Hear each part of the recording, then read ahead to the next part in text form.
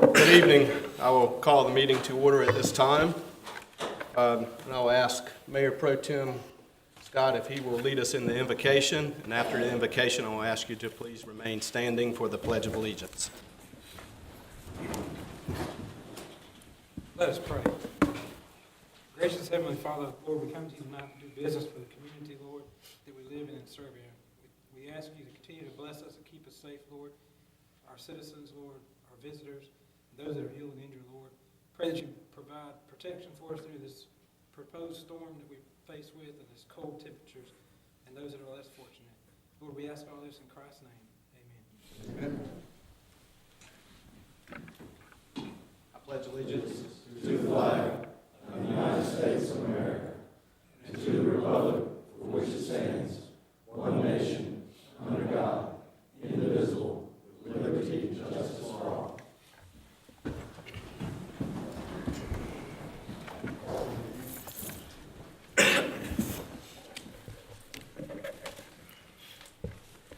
Gentlemen, you have the agenda in front of you. Do you have any changes to the agenda? I know we have one known change. I think Councilman Barber has asked to remove item 3, bid award to Outer Banks Tennis Contractors to resurface the tennis courts at Smithfield Community Park, to be removed from the consent agenda and added to business item number 6. Is that correct, Councilman Barber? Yes, sir. Okay. Any other corrections or changes to the agenda? I would like to add, at the beginning of the meeting, just some brief comments on an economic development grant to Penn Compression that we had a meeting on earlier this morning.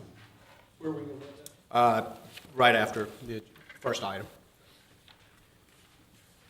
I believe we approve the agenda as amended. Second. A motion and a second. All in favor say aye. Aye. Thank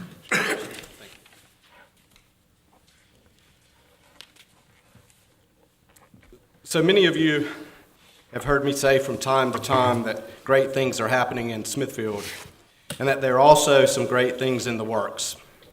An example is this morning at 10 o'clock, the Town Council met jointly with the Johnston County Commissioners in order to conduct a public hearing on economic development incentive grant for a local Smithfield industry. I am pleased to share that today, Penn Compression Molding Incorporated, located on Component Drive in Smithfield, announced a $3 million expansion of its Smithfield facility. The national manufacturer of custom molding thermoset composites plans to add a 30,000 square feet production line, which will result in the addition of 30 to 40 new jobs. A couple of weeks ago, I had a Facebook memory from December the 11th, 2015, pop up on my cell phone, which is right here in the middle. It was from the welcome board in the front lobby of Penn Compression Molding Incorporated. It stated, "Welcome Mayor Andy Moore, Councilman Perry Harris, and Chris Johnson, Director of Johnston County Economic Development." This marked my first official industry visit as mayor promoting our economic development initiative. In most cases, economic development doesn't just happen overnight. Sometimes it takes years of planning, meeting, negotiating, and more planning before projects ever get off the ground. In this particular case, it took approximately 2 years. The main thing is that we continue to progress, cross hurdles, and move forward together, businesses and government, hand in hand. The town of Smithfield is eager to continue to partner with and collaborate with county leaders and businesses in efforts to grow our local economy. The expansion of a major industry like Penn Compression highlights the convenience, cost competitiveness, workforce quality, and other advantages available to businesses of all kinds in our community. We are thrilled that Penn Compression CEO Daniel Leslie has chosen Smithfield for his company's expansion. It has been one of my goals as mayor to boost our local economy. Investing in our community and providing our citizens job opportunities ultimately improves their quality of life and that of the town as a whole. I want to thank Tim Kerrigan, Mike Scott, Chris Johnson, Perry Harris, the town staff, the town council, Chairman Jeff Carver, and the Johnston County Commissioners for making this happen and for helping to make Smithfield an even better place to live, work, play, and stay. Though we haven't crossed the finish line on this project as of yet, we still have plans to approve, construction to complete, and jobs to fill. We have crossed a major hurdle. There are many other great things yet to come, so stay tuned and stay focused and stay involved. Thank you very much.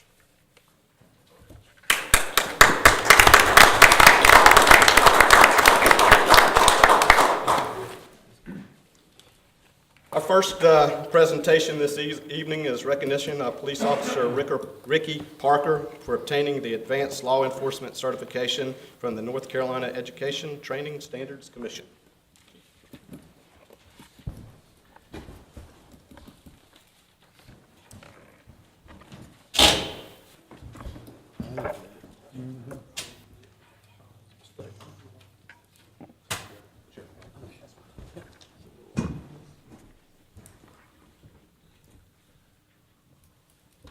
How you doing, sir? Doing good?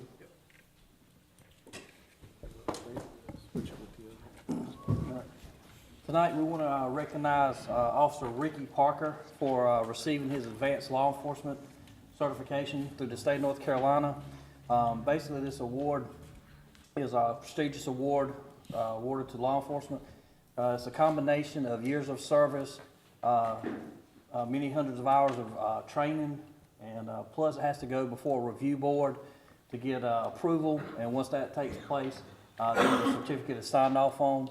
To give you a little bit of background on Officer Parker, tonight he's receiving his Advanced Law Enforcement Certification from North Carolina Education and Training Standards Commission. Officer Parker joins 16 other members of the Smithfield Police Department that have received this specific recognition. Applicants have to be submitted to training and standards, then are approved by the Board of Commissioners. And this certification program allows dedicated officers to receive statewide recognition for education, professional training, and on-the-job experience. Officer Parker holds a bachelor's degree in religious studies from San Jose State. He also has a degree. Has a degree and needed an additional 24 training points, which is 480 hours of training in addition. He also has 6 continuous years of law enforcement service with both Smithfield and with the Raleigh Police Department. He has worked for the Patrol Division and is currently assigned to the Johnston Community College as a school resource officer. Please join me at this time in congratulating Officer Parker on this achievement.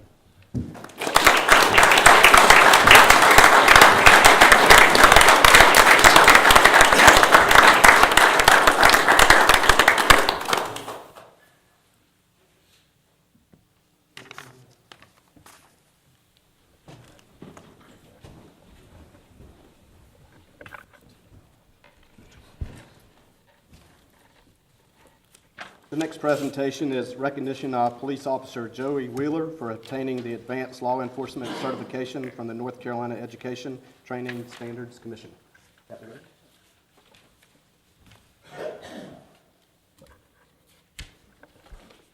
As I stated earlier, we'd like to congratulate to Officer Joey Wheeler for receiving this prestigious award. Like I said, it's one of the top level awards you can get from the state as far as training and law enforcement. And to give you a little background on Officer Wheeler, he holds a bachelor's degree in criminal justice studies from Mount Olive College. With his degree, he needs an additional 24 training points, 480 hours of training, as well as 6 years of continuous law enforcement. And in order to receive this award, Officer Wheeler has been with the Smithfield Police Department for 8 years.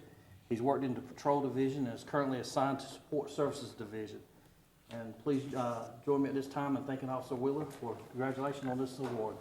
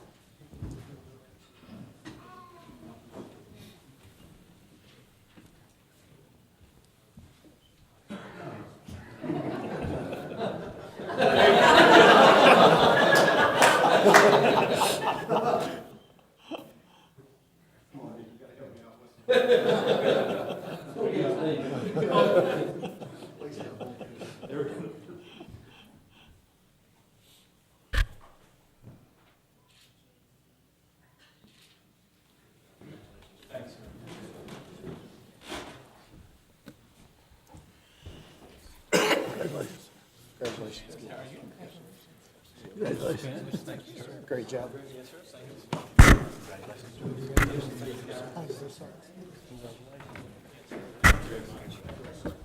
New year, Lenny.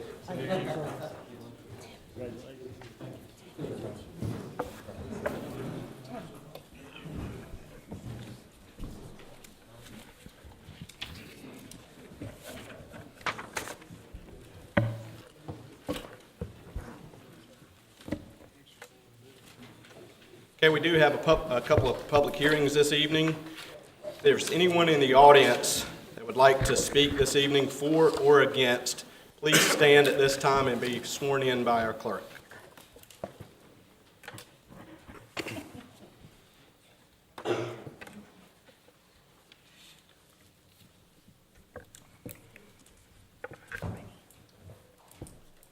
Please raise your right hand. Do you solemnly affirm to tell the truth, the whole truth, and nothing but the truth, so help you God? I do. Thank you. The first public hearing this evening is special use permit request for Boyking Investments LLC, SUP 17-11. Do I have a motion to open the public hearing? So moved. Second. I have a motion and a second. All in favor say aye. Aye. Thank you. Turn it over to Planning Director. Where's Eric? I'm looking for my presentation.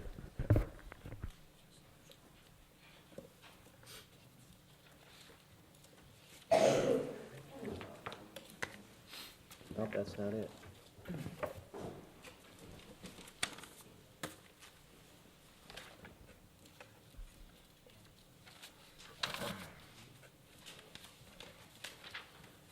It's here.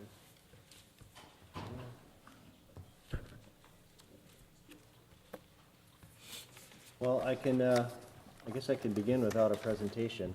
Just walk you through the report. I don't know where the presentation is. There he is. That's the second one. Oh, no, I have a second one. Okay.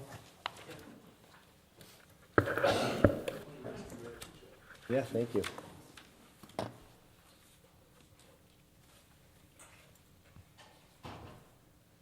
All right. That was the quickest IT service call? It's pretty impressive. And most appreciated. Mayor and Council, this is a special use permit request. Hold on here. Special use permit request from Boykin Auto. I'll just go through it here. For vehicle storage in conjunction with auto repair. Okay. Oh, I gotta turn it on. All right, so it's Boykin Investments is the applicant. The owner is Shellcross Investment Realty Company. And in the UDO, vehicle storage in conjunction with auto repair is a special use in the B2 zoning district. The subject property is 2.2 acres, and again, the zoning is B2, it's general business district. The land use guidance for the property is industrial. So this is just an exhibit of where the property lies. It is off of Brightleaf Boulevard behind the Boykin Motors auto dealership. It's an existing warehouse structure next to Jackson Automotive to the south. And I just want to point out here, the site is accessed by Rose Street here, and there is an unimproved right-of-way along the East Holt alignment in this location, which I'll mention later. So this is, the building is an old farmer's cotton warehouse building. And again, it's used for a warehouse. It's just an old brick structure with wood beams. Each bay is kind of separated off by brick walls. Very lovely old building, part of our kind of a historic infrastructure of the city. The actual access at this time is off of East Rose. East Rose is an unimproved, I should say, it's improved with gravel. It's not a bituminous, fully improved right-of-way. The actual yard area where this improvement is going to be is currently somewhat hard-packed old gravel with grass growing on top and just impacted ground. There are a couple hydrants located on site, a water line with hydrants wrapping the site, and there are some catch basins for drainage. This is the site plan for the site. Again, just to orient you, Rose Street is here. East Holt is located to the south here. This is the area that will be for outdoor storage of vehicles. There's some landscaping shown on this plan. This is proposed right now as a gravel area, which I will reference later. Some additional storage structures in here. And Boynton Motors sits out front. There is a dance studio located on that site. Railroad tracks around the rear of the site. So I already discussed these items. There is a ditch on the Holt right-of-way which provides some surface drainage. Just a couple of pictures. So the site will have access from, this is the Rose Street access, and this is the proposed Holt Street. Right now there's an existing curb cut for the adjacent auto dealership, but virtually it's the unused right-of-way. MnDOT's not opposed to the use of that right-of-way. The applicant is requesting use of this unimproved right-of-way with this application. And working with the town attorney, we have figured out a way to do that, which is to allow them access and use of the right-of-way through a dedication of easements. It's in a sense a access encroachment agreement with some right-of-way dedication because of the history of that road. It's a very old right-of-way, and this actual dedication is not documented, so this would memorialize that dedication to the city.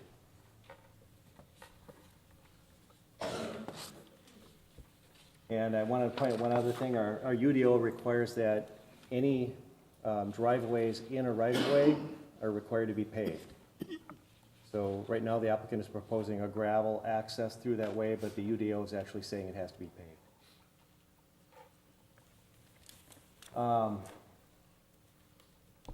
There will be some cross-access between the existing Boynton Motors through an existing gate in this area. And staff is thinking a access easement agreement should be formalized so that that access can be utilized. Ownership ever changes or are there any issues related. Stormwater will continue to sheet flow into the ditch along East Holt right-of-way and existing catch basins. The city engineer did look at the stormwater management, and this site is most likely exempt from stormwater requirements, but the engineer is requesting some additional information to verify that fact. Right now, they're proposing 18 stalls for customers and repair storage. Again, this area is proposed as gravel. The UDO does not allow gravel surfacing, so paved surface is required, and no additional outdoor storage of any kind would be allowed without a special use permit. They provided landscape buffers. Apparently the landscape buffer on the west side is deficient. Curbing is required between required yards and parking, so there will be some curbing that's required. There's some landscaping that's also required, particularly location of trees associated with parking areas. So staff believes the vehicle storage in conjunction with auto repair at this site is appropriate. There is an error in the staff report that says the proposed use would be inconsistent with the comp plan. The area is guided as industrial, and auto storage with repair is a permitted use in the industrial district, so it would be compatible in spite of what's said in the staff report.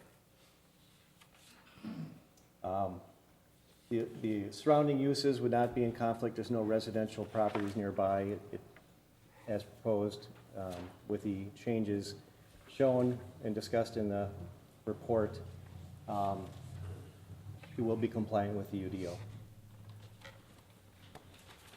So staff is requesting, or is recommending that the special use permit be granted, and that the site plan be approved, subject to a complete stormwater management plan, recording of a cross-access agreement, recording of a comprehensive declaration of easements agreement, and compliance with the UDO.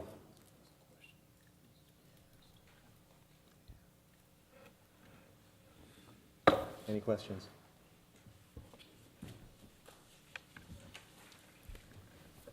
Any questions for the planning director at this time? What you're not asking us to approve the site plan, you're just asking us to approve the use.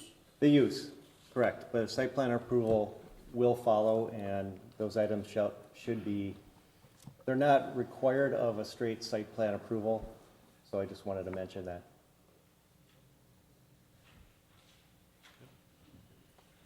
Any other questions? I think the applicant is here. Does the applicant have any information that they would like to present at this time?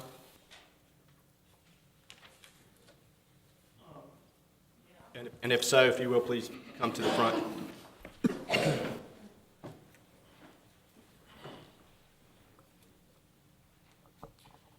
If you will, please state your name and address for the record. Joey Boykin, 605 South Broadleaf Boulevard, Smithfield. Mr. Boykin, before you get started, you heard the testimony offered by our planning director. Do you agree with the testimony that he presented? Yes, everything is fine. I think the Hope Street, the right-of-way that's there, what he has stated, I had asked for a gravel entrance. The property where Jackson Automotive is at this time, Olivia Holden has got, I guess, trying to sell it, and from what we have talked, she's got some commercial people maybe in mind, and I think if whatever would go through, maybe we could, she's got it where they would have to have everything paved and curbed, and so at this time, I'd just like to be able to get a temporary use with gravel, and not have any pavement at this time.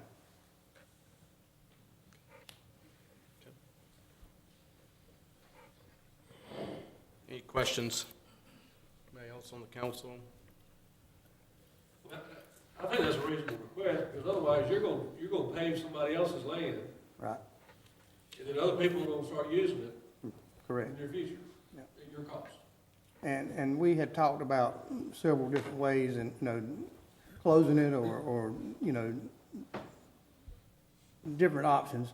And I don't want to close it because then it's going to allow me not to be able to use it, and I only have Hope Street to be able to come in and out of. And it's a little tight when you come in with a rollback to be able to come to the property, and it's just easier coming out of the Hope Street side.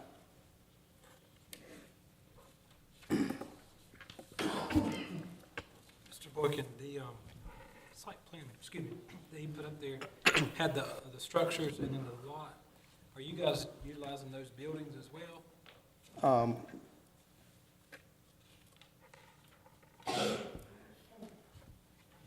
just going to put the picture up. Okay.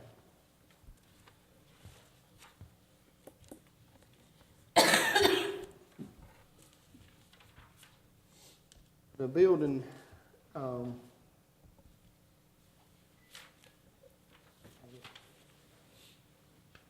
You're referring to these two structures, Mr. Scott?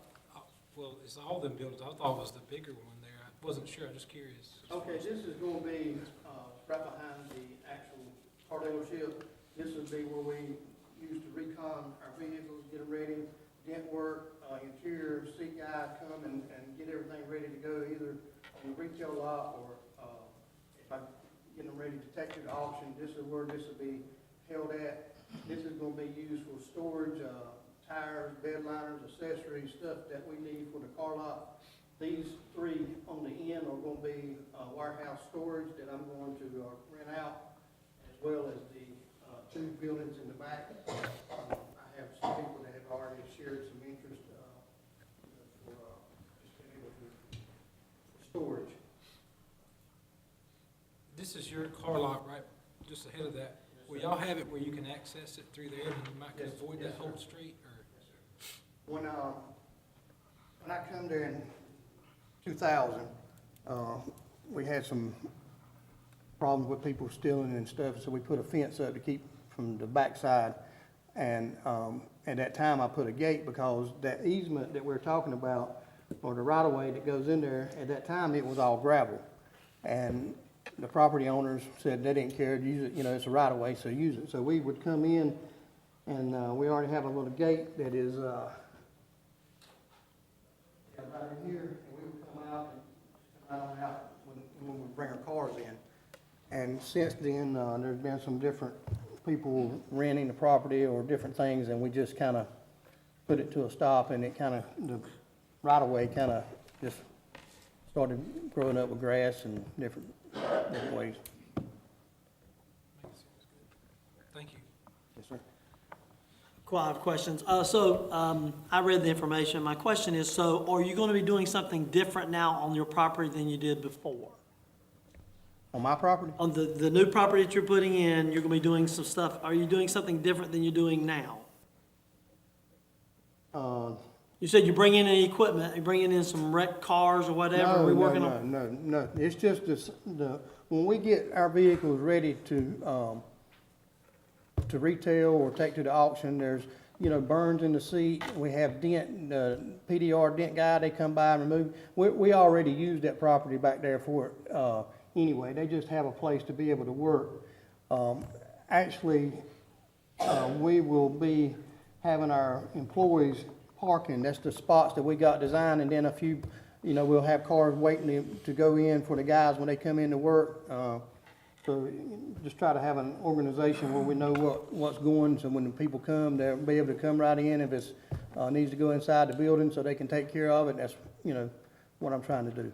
So pretty much you're doing the same thing you've been doing. You're just going to have more room to do what you're doing. Exactly. Okay. The other question I had is, you was talking about the warehouse, because I was a little confused too. I wasn't sure what it all involved. So I didn't know if you included the warehouse or not, but you definitely do. So, and the question is there any materials that's going to be stored in there that's not currently being stored on your facilities? Any types of materials?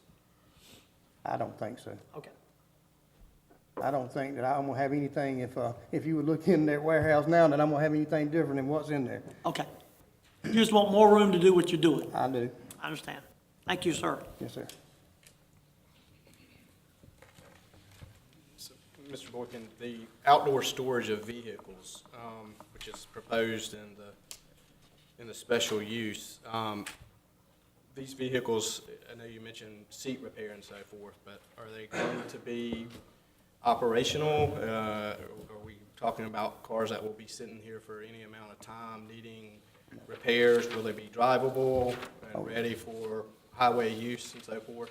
Yes. And the reason I ask that is we have a car dealership on western side of town that we're dealing with that has cars parked on the lot that are broken down, and they sit there, and certainly not what we want for this location.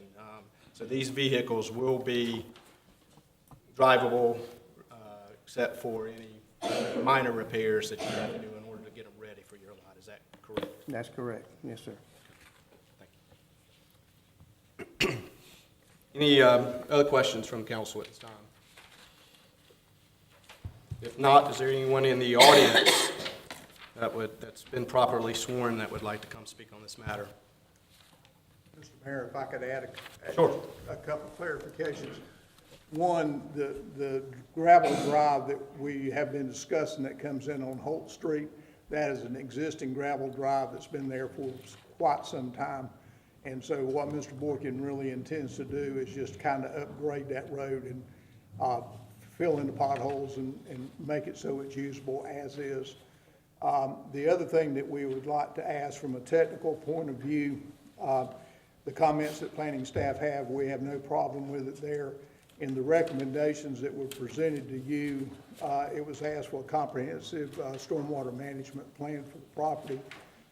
We would contend, and I think the report indicates that it is not the property is not subject to stormwater management because it is existing impervious area. And we are willing to do the nitrogen loading calculations and information to support it, but a comprehensive stormwater management plan, we would question whether that would be needed. We just propose to submit the needed calculations that the planning director needs.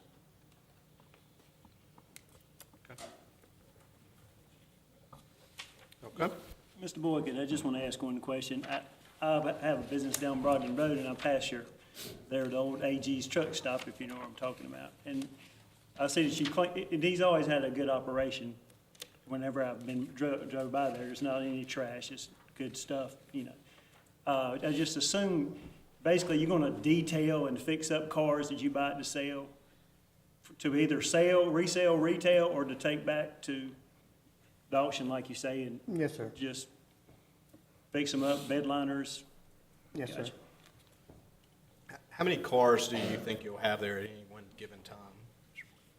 On the proposed site, Yes, sir, on the proposed, not on your actual sales. yeah, it'll vary. My plan is on the back of the warehouse where we're gonna be using it this end. At this time, right now, in this picture, it don't show it, but this is where we have our cars that are not ready for sale. We have to have them cleaned up, inspected, or whatever. This is where we park right back here.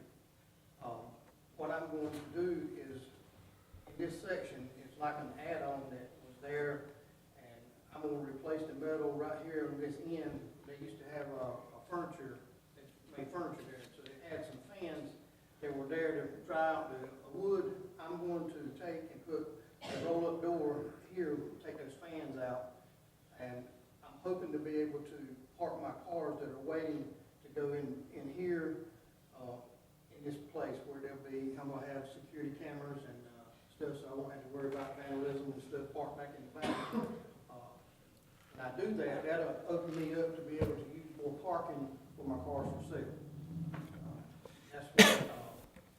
That's what my plans are. So they will be stored inside, and I didn't really answer your question, but I think I can probably have at least 20 vehicles inside on that, where you won't see them anyway. Okay. But they're being enclosed in the building. Councilman Stevens mentioned the operation down Broadman Road. Are you still the owner of that business? Yes, I am. You still Yeah. plan to operate that business there, or are you gonna transfer that operation to this operation? Actually, we're having a meeting, I hope, I'll be back here next month on behalf of that. Okay. So we'll discuss that, what's going to take place there, I hope then. But to answer your question, I'm going to be getting out of everything over there. The cars that are there that are either trade-ins, repos, they're all will be removed. They're being taken to the auction and just getting out of there. Okay. Any other questions for the council? If not, I will entertain a motion to close the public hearing. Move to close the public hearing. Second. A motion and a second. All in favor, say aye. Aye. Motion carries. Gentlemen, the 8 findings of fact are located on page 21 of the agenda packet. We can go through all of those individually, or I will entertain a motion to approve them all at once. I move to approve findings of fact 1 through 8. Second. A motion and a second to approve findings of fact. All in favor say aye. Aye. Opposed? Okay. Do I have a motion to approve SUP-17-11? So moved. Motion and a second to approve. All in favor say aye. Motion carries. Thank you. Thank you, Mr. Boyd.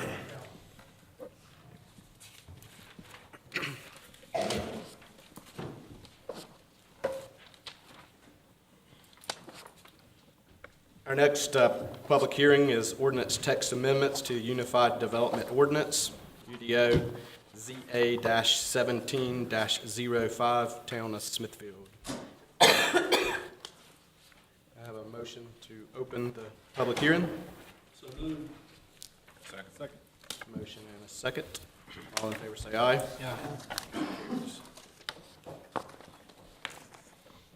All right, Yes, sir.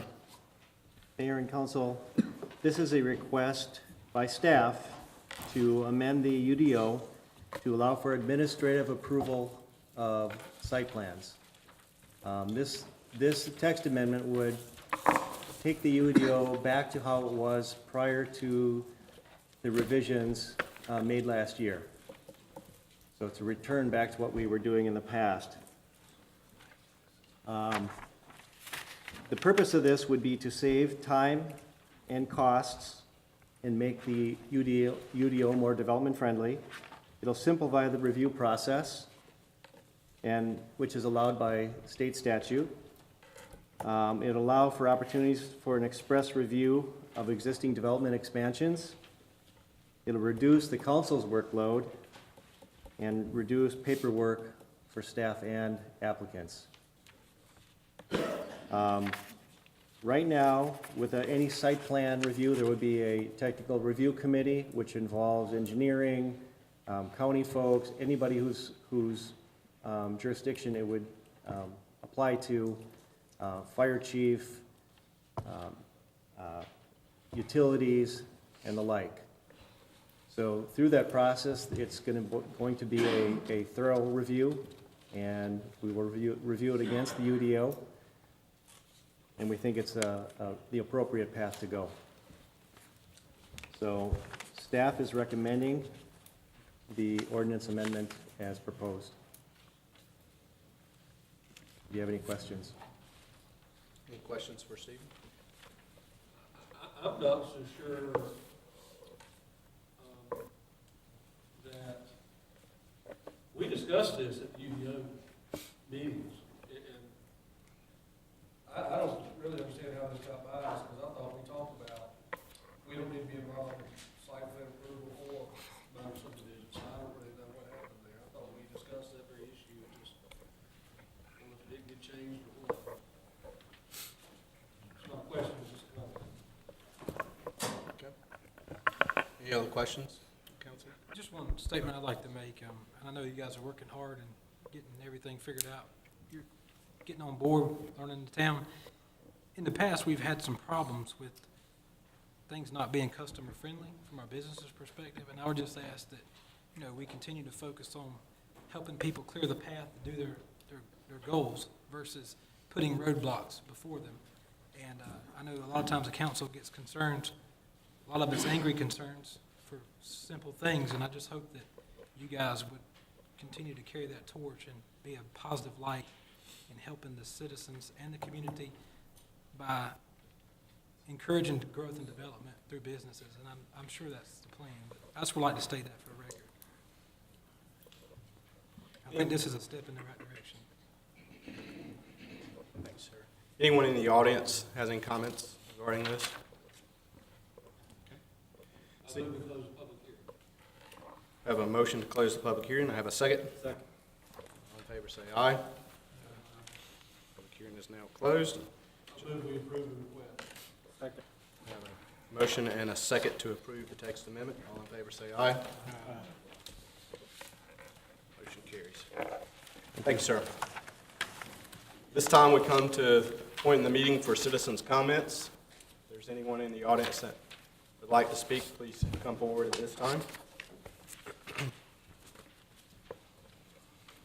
Okay.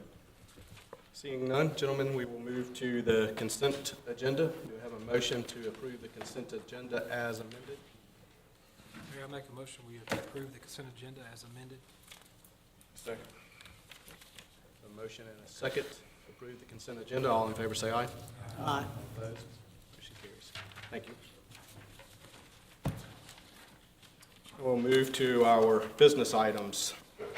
Business item number 1, which is found on page 77 of your agenda package, gentlemen, is consideration to approve an encroachment agreement with Boyking Motors.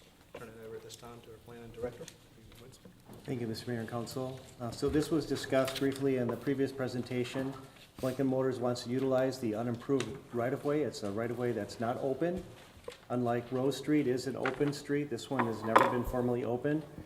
And working with the town attorney, we devised this encroachment agreement, which allows them to use that right-of-way for personal, private reasons, subject to the terms of the agreement, and one that they both parties on either side of it affirm that it is a dedicated right-of-way, which is the name of the agreement, is they're affirming that dedication. But essentially, it's an encroachment agreement which allows them to utilize it, and should that right-of-way ever be needed for any other public purpose, such as utilities, those rights for the city are still maintained. So we're not giving up our rights to use that right-of-way for city purposes. And should that right-of-way ever be needed for a street, let's say the property adjacent does redevelop and they need right-of-way in order to subdivide or for access to that site, that applicant could then petition the city to use it as right-of-way and open it up, which would also require city approval to open that right-of-way. So this just preserves the city's rights of that right-of-way and allows that applicant to use it. And so we're looking for approval of the agreement, and then it will require both parties on either side of it to sign the agreement, and it would be recorded against the properties. Okay. Any questions for the planning director? Was the street ever dedicated? Town attorney looked into it. It's so far back in our history that it's really not clear. And there is a specific process in which should be followed for a right-of-way to be dedicated, and since that's not clear, he wanted this agreement set forth to clarify that fact. Well, if it was being abandoned, so we're just really, We're making sure we don't mess it up. There's nothing of record that shows the town accepted it. There's a 1904 plat. It seems like to me there's a 1908 plat. That's what you're talking about, that show a road out there of sorts. And you know what a 1904 plat looks like, particularly. So when we saw it, we thought it's not open, that we needed a specific agreement rather than just assume that because the other 1904 streets are paved and dedicated and obviously accepted as a matter of fact. This one's not. have the adjacent adjoining landowners agreed? I've had conversations with both property owners. They've not agreed to sign it yet, but I have shared the agreement and shared what our intent was. The owner to the south, Olivia Holdings, she did want to maintain the right-of-way as being right-of-way, not deed it back to the two property owners. So, in a sense, yes. And I guess the next question would be, is the town assuming liability? We're trying to assume as little liability as possible. And if you touch it, you might be accused of something because you touched it. But basically, this is an agreement that the town will not be assuming liability or control. I think Not for pavement or anything like that? but they're gonna have to, when they develop it, it'll be a town street, and obviously at that time, we will control it. And Until ultimately- then, the private driveway would be maintained by the applicant.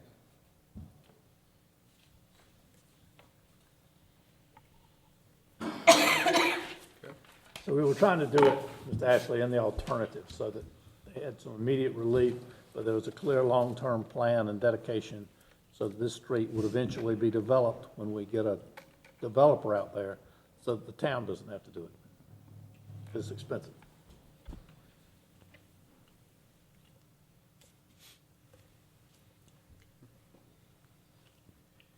Any other questions, comments?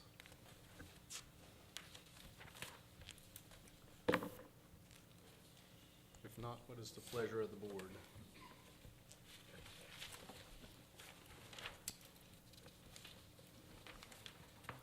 We approve it. Second. Have a motion and a second to approve. All in favor say aye. Opposed? Motion carries. Thank you.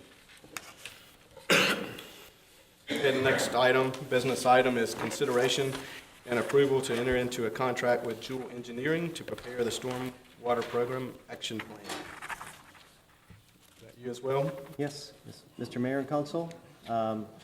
Staff has selected Jewel Engineering to prepare the city's stormwater program action plan. The town budget for that project was $30,000, and the applicant has come in just under that. Staff is recommending approval of the contract for services. You'll see, it wasn't sent in your original, the contract was sent in the application, but there was an attachment A that was not attached because it trailed behind due to the holidays and all. We did provide that to you today. It's a one-page, I believe.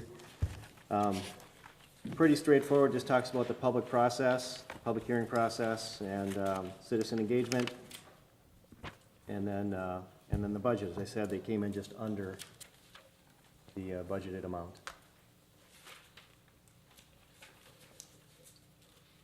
I did want to point out, though, this applicant would start the project on no later than May 31st and finish by end of the year. Fiscal year. Fiscal year.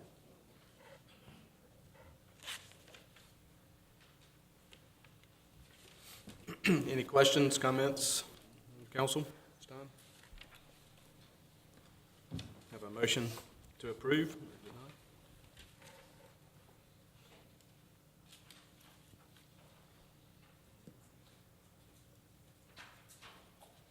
Yeah, I make a motion we approve. Have a motion to approve. Have a second? Second. Motion and a second. All in favor say aye. Aye. Motion carries. Thank you. Move on to business item number 3. This is down on page 97 of your agenda package. Consideration and approval to update the public utilities capital improvement project. Ted? Good evening. Thank you, gentlemen, for letting me come and talk to you tonight. A year ago, I think it was the January meeting, I came before you with an updated capital improvement plan for the Public Utilities Department. At that time, the existing one was a bit aged, and we'd actually completed most of the items. So in order to satisfy what we believe would be state requirements from funding applications, we had to produce a new 5-year capital plan. Sometime in, we believe it was August, the state revised their scoring. They no longer want a 5-year plan, rather they want a 10-year plan. So I'm here to update the 5-year plan and turn it into a 10-year plan. If you recall at that time, for those who were here, I'd mentioned that I would be coming to do yet another update as we go along. And I'll probably do another one next year at the same time, just to keep it fresh and current. Again, I want to point out the capital improvement plan, because you're going to see numbers. You're not locking yourself into the numbers. What we're doing is setting the roadmap to the future kind of thing. So if there's any numbers there that surprise you or startle you, any given year during budget process, when we'll work out the given numbers for that given year. So this was the approved plan as it stands for the 5-year capital improvement plan. You can see it from this year moving forward through 2022. We have a pretty robust schedule moving forward. In the electrical division, a lot of it revolves around the smart meters and the next grid rollout and the townwide voltage conversion. That's where the heavy numbers, or the bigger numbers, lie. In the 10-year plan, you'll see kind of the same thing, but we added a few other things, some distance out. Building the North Circuit from the Brogdon Road transformer to utilize the Brogdon Road transformer is a capital project that will start. It's in pair, or it dovetails nicely with the townwide voltage conversion. Because we're converting the voltage in the town, it allows us more load. so we can build a north circuit in preparation of town growth in that direction. Also, we're looking at potentially a delivery point number 3.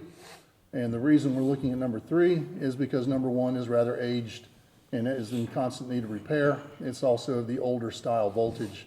This is the 115 on the transmission side versus the 230. And Duke Energy is no longer supporting the 115, so we're going to have to at some point either convert the entire station or potentially look for a secondary one.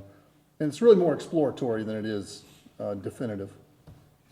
Down at the water plant, on the approved 5-year capital improvement plan, you'll see 3 of these items will come up again on water plant expansion, the vacuum system, the plant enlargement in general, and the finished water tank, 1 million gallon, will be in conjunction with the water plant expansion. Out in the future, there was the potential for a elevated tank and sludge process upgrades. Upon doing the water model, completing it through the consultant, the elevated tank and the Wilson Mills Road was done away with. It's not going to provide the bang for the buck. It won't give us a whole lot of benefit, but it's going to be very expensive, so we decided to scrap that one. But in the 10-year plan, you'll see the same big ticket items there with some skate upgrades, and there is a potential down in South Smithfield, in that part of the world, to get an elevated tank or some system upgrades. And this is an ethereal conversation we're having currently with the county as they're addressing their water needs. There is a potential, and I stress the word potential, nothing is definitive at all, but there is a potential that we could reclaim that South Smithfield district and kind of incorporate it all into our town, putting it on a different kind of chemical feed, which would help us tremendously and the people around the country club. But in order to do that, we probably need an elevated tank for pressure situations. And the water and sewer, the approved plan showed a pretty good list of projects to do over the next 5 years. And the only difference there is on a 10-year plan, you'll see the service truck vehicles at the bottom. We do anticipate in about 6 years that we'll need some new service trucks to complete the work that we do. So this would be the new 10-year capital improvement plan. You can see we've stretched it out over the 10 years to help provide a road path to the future. By setting the 10-year plan, we hope to score higher with all the state review committees. The electric will look to utilize Brogden Road transformer. It's why we have it, or the secondary transformer at that station. The water plant will be responding to expected growth and demand. The water and sewer will continuously update infrastructure. We're kind of changing the emphasis in the water and sewer division from reactionary to proactionary. Although we still need to fix things that are broken, and if you saw the guys that were out there today with our frozen water lines, we are fixing that which is broken, but we really want to start emphasizing the upgrade and the renewal of our infrastructure. So this update, like all the other updates, is non-binding. I'm asking you to approve it, but I'll probably come back to the council again next year with another update. When I say it's non-binding, we're gonna, every year at budget, we'll go over the exact numbers. So if you're approving it, you're essentially approving the plan, but not necessarily the numbers, and I didn't want that to be an obstacle to your approval. So with that, if you have any questions or any discussion, I'd be happy to answer them. Mr. Credo, I have a couple of questions, and thank you for your work and efforts. Can you give us an update? You mentioned scrapping the tank for West Smithfield area. The altitude valves was going to make some improvement. How are we with that program? Y'all got it? Actually, I don't know. I don't live there, but I would have thought you would have seen a little bump in your pressure already. One of the issues we had, there was the actual existing altitude valve in the Flowers tank out in West Smithfield. It broke about mid-December, so we opened the bypass around it, which immediately we got an increase in pressure. So when we go to repair it, and we're going to repair that in the next couple of months, as soon as we can get a part and order it in, et cetera, that should help. The other altitude valves back on Jones Brothers and Market required an underground concrete vault, and the contractor has that on order, and that should be coming in the next couple of weeks. So as soon as they come in, we'll install that. The other question I have for you, Mr. Credo, I see in your 10-year plan, was 5-year plan, the smart meter development, and we've had some discussions about that and know the value of load management. I would ask you, are we going to put load management in part of our capital improvement plan? upgrading our system and a program for our businesses? We certainly can. I had not included that. That's something I'm certainly open to including. Load management as a program isn't, in my view, a capital improvement. It's an ongoing effort, if you will. It certainly could be designated capital if you wanted to make a large investment monetarily in that direction. But to me, it's a voluntary program that the businesses or citizens would sign up for. So it's not something that we as the town put forth. We enlist them and we assist them, but it's not. So I don't view it as a capital improvement. It's certainly something we encourage and will always look to assist anyone who's interested in performing that. Well, I certainly think it has a value in gold, because we know that the more people that use that system, obviously it benefits them, but it hugely cuts the peak up the demand for the town. So I know we can talk about that later, but I definitely think we should definitely put that in part of the program as far as the outlay for 10 years. Yeah, just for your information, the NextGrid, the people there at NextGrid, which is the company we're using for smart metering, have indicated that their next generation, which everything is always improving, computers are always getting better, they can assist with that, and I've asked them to come talk to me about that, about getting a direct line through. That makes it worth the value. Yes, sir. I agree with you 100%. Thank you. Yes, Ted, to Mayor Pro Tem's point, maybe you could come back with a proposal and so forth to help with the encouragement of load management. I certainly agree with that as well. You know, unless it includes a lot of expense on our part or capital, it probably doesn't need to go into the capital plan, but doesn't mean that we don't need to have a plan for it. Is that? Well, yeah, and I guess the reason I brought it up is because I know the smart meter, learning more about it, they kind of go hand in hand, as he just mentioned, so I think that's very valuable. Yep, I agree. All right. Any other comments? Yeah, I had a question. I read that there's plans to put a 16 or 18-inch pipe down Durwood Stevens Highway to connect the system together for, have a complete loop Yes, sir. for the benefit of, what does that do? Okay. Yeah, currently, the only water line we have crossing the Neuse River occurs on Market Street. We'd like a secondary line across the river. The most logical place is the Durwood Stevenson Bridge. We've already, and that is one of the approved projects, the 16-inch water line along Durwood Stevenson Road. In conjunction with the current project along Booker Dairy Road, a 16-inch line will be operational in the next 3 to 4 months, starting at the Jones Brothers tank all the way to the State Employees Credit Union at the corner of Buffalo and Booker Dairy / Durwood Stevenson. If we continue that line along Durwood Stevenson and bring it all the way to Market Street, the benefit is pressure stabilization, quantity and quality of supply.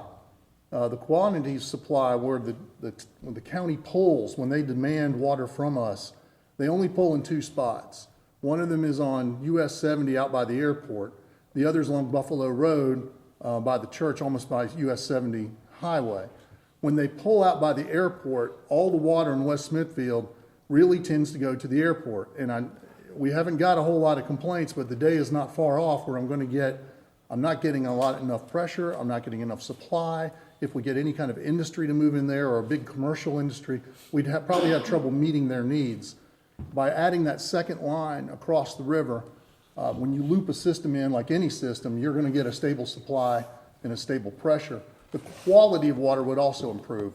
We have issues, and we've had them sporadically throughout the town with chlorine residuals. That would stabilize almost immediately because the water would mix better. So it's just a big benefit that can only help the town. It also provides an adequate supply on that side of town for what's anticipated to be a growth area. And that was also, so that's already scheduled for this year? Not for this year, it's in the 5-year plan. Okay. We started down the line as far as getting a survey and a design, but we probably won't construct for a couple of years. Okay, because it was under 2016 plans, what it says there. That was the approved capital plan that we came with about a year ago. That's Okay. what I mean by the 2016. Okay, and then also these, I was reading also your proposed tower that you said you were gonna put in Wilson Mills Road, but you said it really wasn't a need for it. Is that what you're saying? Yes. Now, was that what, but was that supposed to connect to that system, wasn't it? That- What that I would've read, I been- thought, I'm sorry, I read that it was supposed to connect it to that. Right, the proposed location of the Wilson Mills Tower, the town owns a piece of property very close to the corner of Wilson Mills and Durwood Stevenson. And it was an ideal spot because of the elevation. And anytime you put a tank on top of elevation, you're just helping your pressure. We had a consultant, that was approved as part of the 5-year plan. We hired a consultant to do a water model, which was part of another project that we had a grant from the state for asset inventory and assessment, and they approved the water model. So we ran the water model, and they put in the addition of the tower, or the secondary tank on West Smithfield. And what they found was that the pressure that was added by that tank was minuscule. We're talking 4 or 5 PSI for the cost of $1 million. It's just not worth it, in my humble opinion. And so we decided to scrap that in favor of using that funds elsewhere, potentially the 16-inch line. Now, the question would be, I'm trying to link this in with so you say in West Smithfield, when they pull the water at the airport, basically, we should be experiencing some problems in West Smithfield. I don't know if we do or not, but I mean, but you could. The question is, there's a we're potential building, for problems. they're building houses out there, and we're Yes. hoping that they can build more houses out there. Yes, Which means more demand for water on that Yes. side of town. yes, sir. So my question is, without that tower, you're saying we don't need the tower, even with the projected growth in the next 10 years, we're not gonna need that tower with the 16-inch pipe, we're gonna meet all the water needs we have for that time period? I won't guarantee it, but that is, yes, that's the Okay. idea. And That's what I wanted to know. The water model indicated as such. Okay. Thank you, sir. Glad I could clarify. Thank you. Any other questions, comments for Ted? If not, do I have a motion? Mayor, I make a motion, we approve the improvement of the plan as to 10 years as he's requested. Second. A motion and a second. All in favor say aye. Aye. Opposed? Motion carries. Thank you, gentlemen. Thank you, gentlemen. We'll move on to business item number 4, discussion concerning the proposed water plant expansion. So it would be you as well, Ted, correct? That's me, thank you.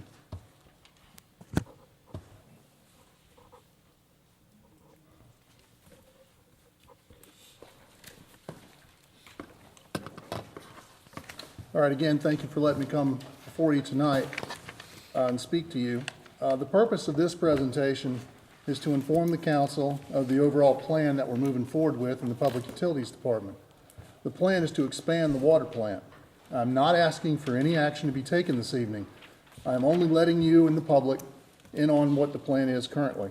The plan is, this plan I was proposing is probably not the final plan, but I do want to start down that road and at least get that thought in everyone's head and help the council realize the full impact of the expansion. Here's a general overview of what I will be covering this evening, why we need the expansion, the steps we need to take, what the expansion really entails, and finally how we're going to pay for it. So why we need the expansion. Novo Nordisk. This project has created almost 500 jobs just for the construction of the plant. When all is said and done, Novo Nordisk will employ about 700 additional positions by the year 2020. This kind of expansion has a waterfall effect. 700 jobs usually means about 600 families, which means more grocery stores, more dry cleaners, more restaurants, et cetera, et cetera. Although this plant is in Clayton and is supplied by the county plant at Wilson Mills, that supply coming from Wilson Mills, there's a definitive pie, and now it's more towards Clayton. So all the other rural areas in the county would be served through the county with the supply we're going to give the county. So Johnston County has 2 water plants, Wilson Mills and Smithfield. So anything going on in the county affects us as well.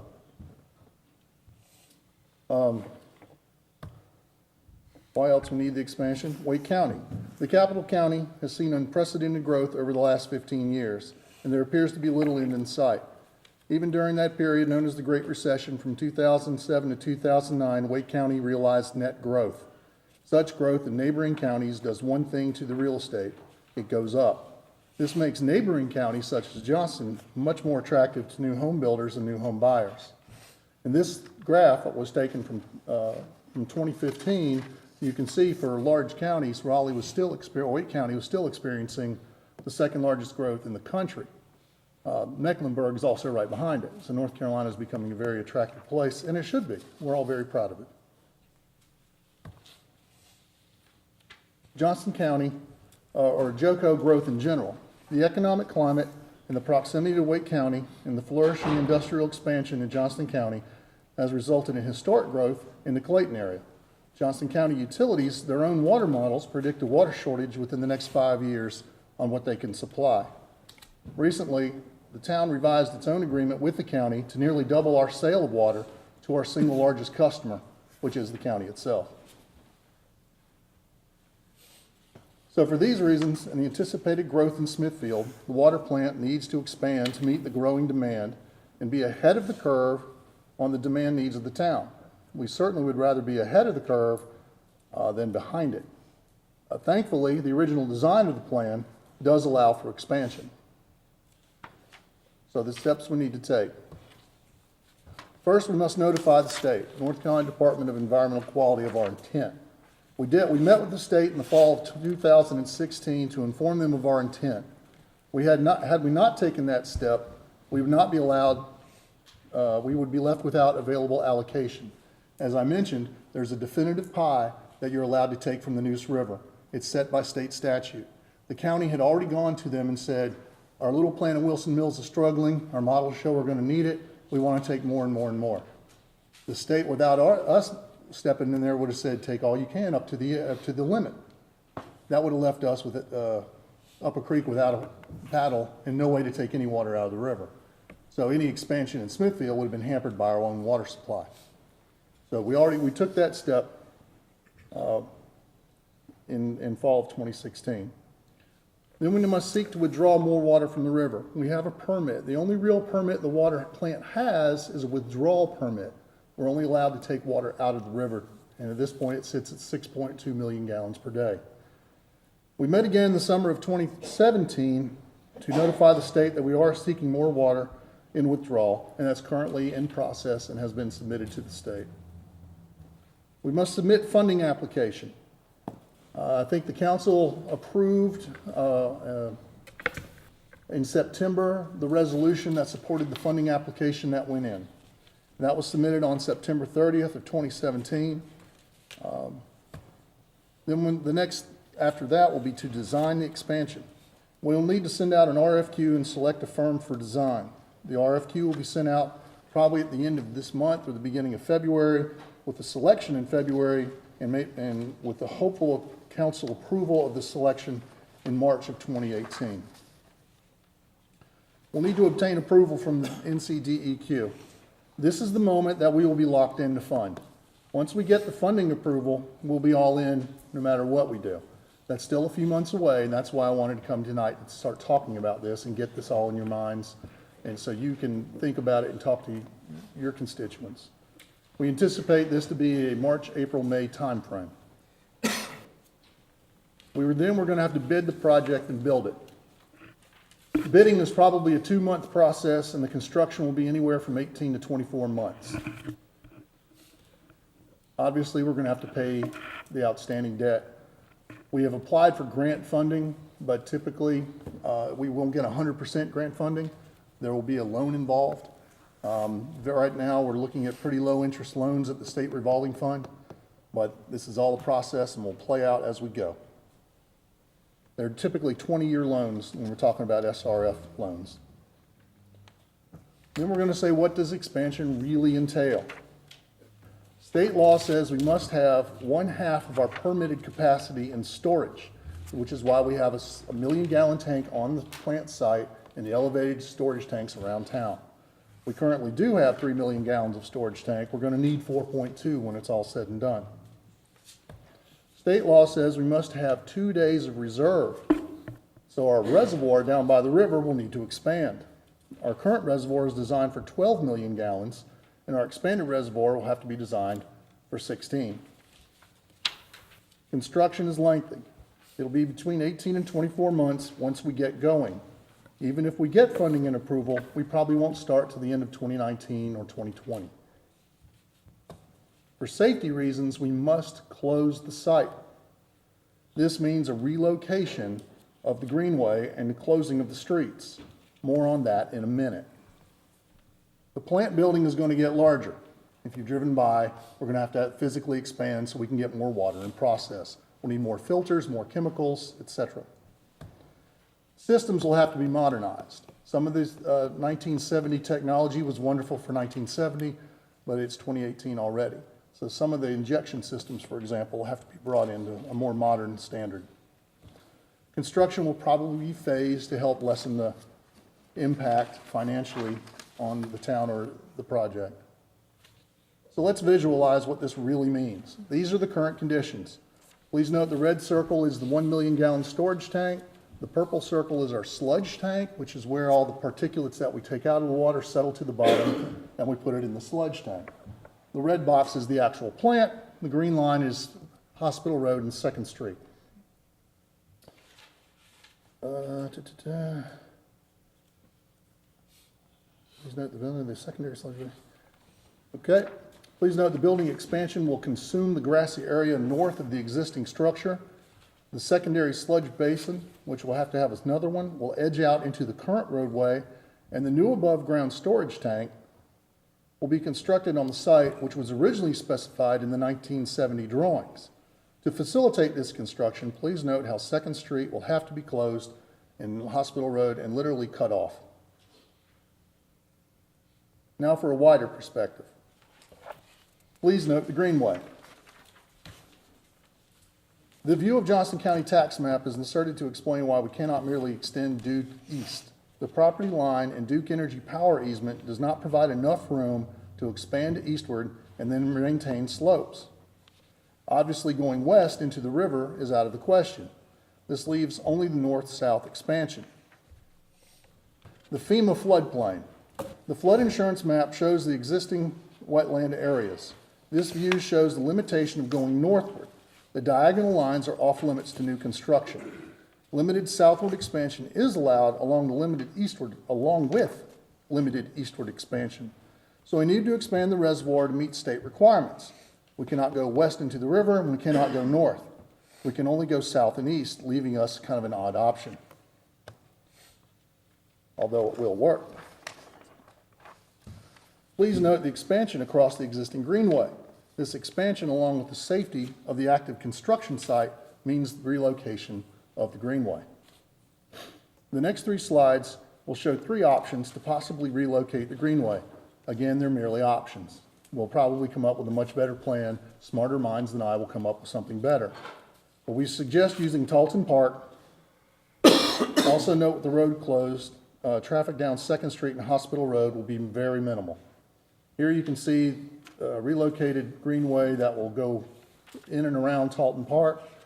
Option B shows more of a roadside in and around, but again, using Talton Park. Option C might be a little more palatable to those looking to maintain as close to an original appearance as possible. Again, we brush by Talton Park, but that does put the greenway between the plant and the operations center, which might be a security concern.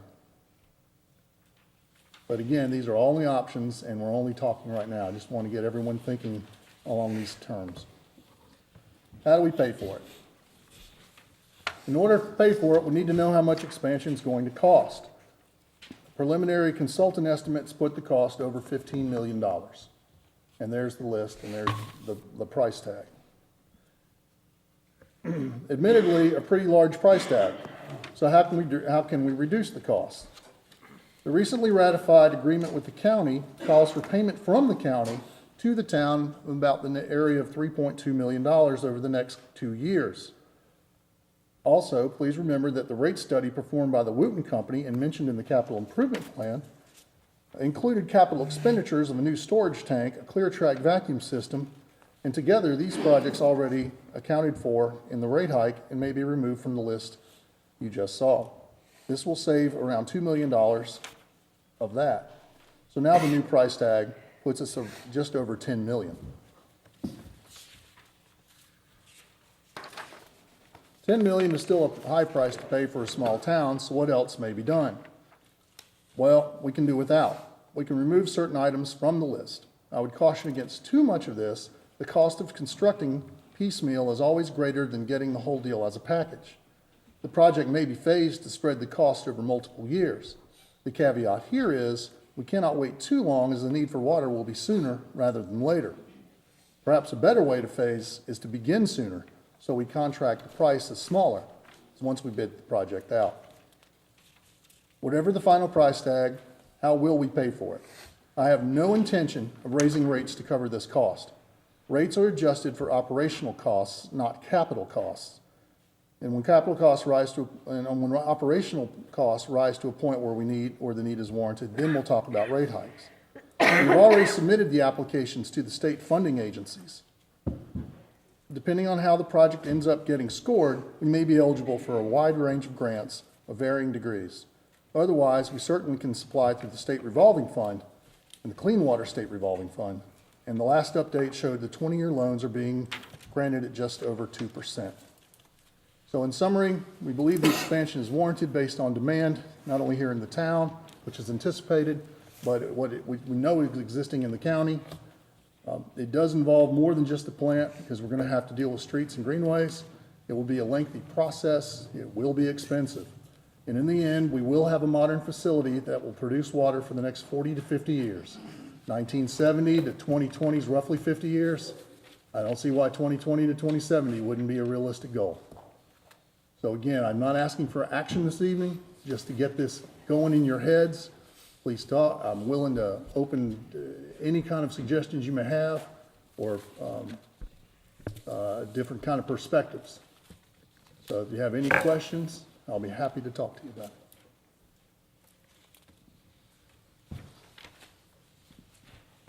Any questions for Ted at this time? I know it's a lot to take in right now. We'll certainly be revisiting this, I am sure, in the near future. Any questions for Ted at this time, though? Mr. Green, I have a couple of questions. I'm very excited to see that this is on paper, because I know we've talked about it, and understanding that this will have a economic impact, and it'll be a self-supporting thing for the town. My concern, well, just question, you got the proposed the new tank, the larger one. I know in past discussions with the threat of the flood, there was some thought about that other tank. Would this kind of take that risk away because of the flood, or just gives you more capacity? Well, we're kind of in a, yeah, it's more capacity. That's the key on this tank. Okay. The problems with the flood, you're at an issue. Everything in the water plant flows downhill, and that, which is why the water tank, if you do drive down 2nd Street in Hospital, you'll see that the existing water tank looks low, and it is. We're flooding everything downhill to save on energy costs, so we have less pumps and less energy in the pump. And I know we've done some major improvements to the sludge processing. Would that have to be expanded as well, or are you kind of already ready for that capacity? No, I think we're ready for that. That second auger that we purchased and put in operation a couple of years, or a year and a half ago, is enough to take care of this. So we were thinking ahead on that, thank goodness. And the last question that comes to mind, and that's just because this is a shock, considering the Greenway. You mentioned closing it because of construction, and I know this is preliminary, but will that mean it will have to remain closed, or you can No, reopen it? I'm going to close the site, in other words, the plant. In order to facilitate a 2-year construction, I've got to relocate the Greenway. I have no intention of closing a Greenway. It's far too important to the town. In other words, it'll be blocked off for a period of time during construction. No, well, the very first thing, one of the 2 things I want to do first, before we even get going down there, is close the street. I'll need legal assistance with that. Talk to DOT about closing what we can on Hospital and 2nd Street and relocating the Greenway. Those 3 little options are just 3 options I came on the top of my head. We'll get someone better than me, obviously, to do that. But I want that to be a permanent relocation of the Greenway. An open path, just like it is now.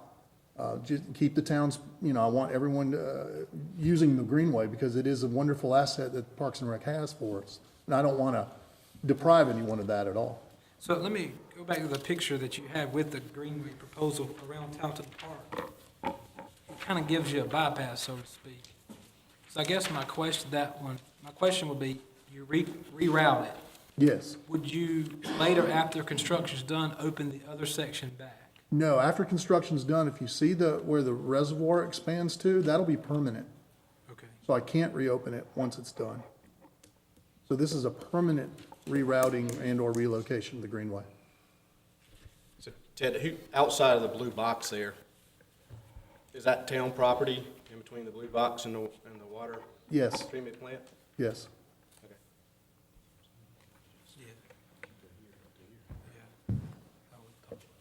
Okay. Okay.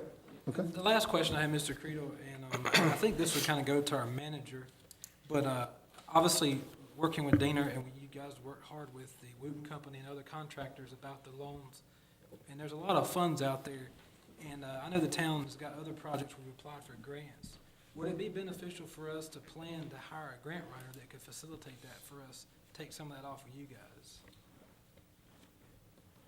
And I know it's per project, but that's Yeah. just... Perhaps. We've gotten considerable success in the last year in getting grants ourselves. And we've got another grant in the works that we're working with now through Golden Leaf. We've been invited to, as the only agency in Johnston County to put forth a grant for them for what was about $500,000, and that helps us to expand the water line over on the west side in preparation of the Novo Nordisk plant. I'm hoping that we get that, but it's looking promising at this point. So anytime we have someone looking at just those issues and being able to present just that, you're going to get a better product. We're doing it part-time, and we're doing pretty well. But certainly as with anything else, if you have something that is dedicated solely to that, you're probably going to get a better product. Okay, that's kind of answers my question. I just was curious about that. Thank you for the presentation. Thank you, Ted. Thank you, gentlemen. Okay, at this time, we'll move on to business item number 5, update to Parks and Rec Master Plan. Gary?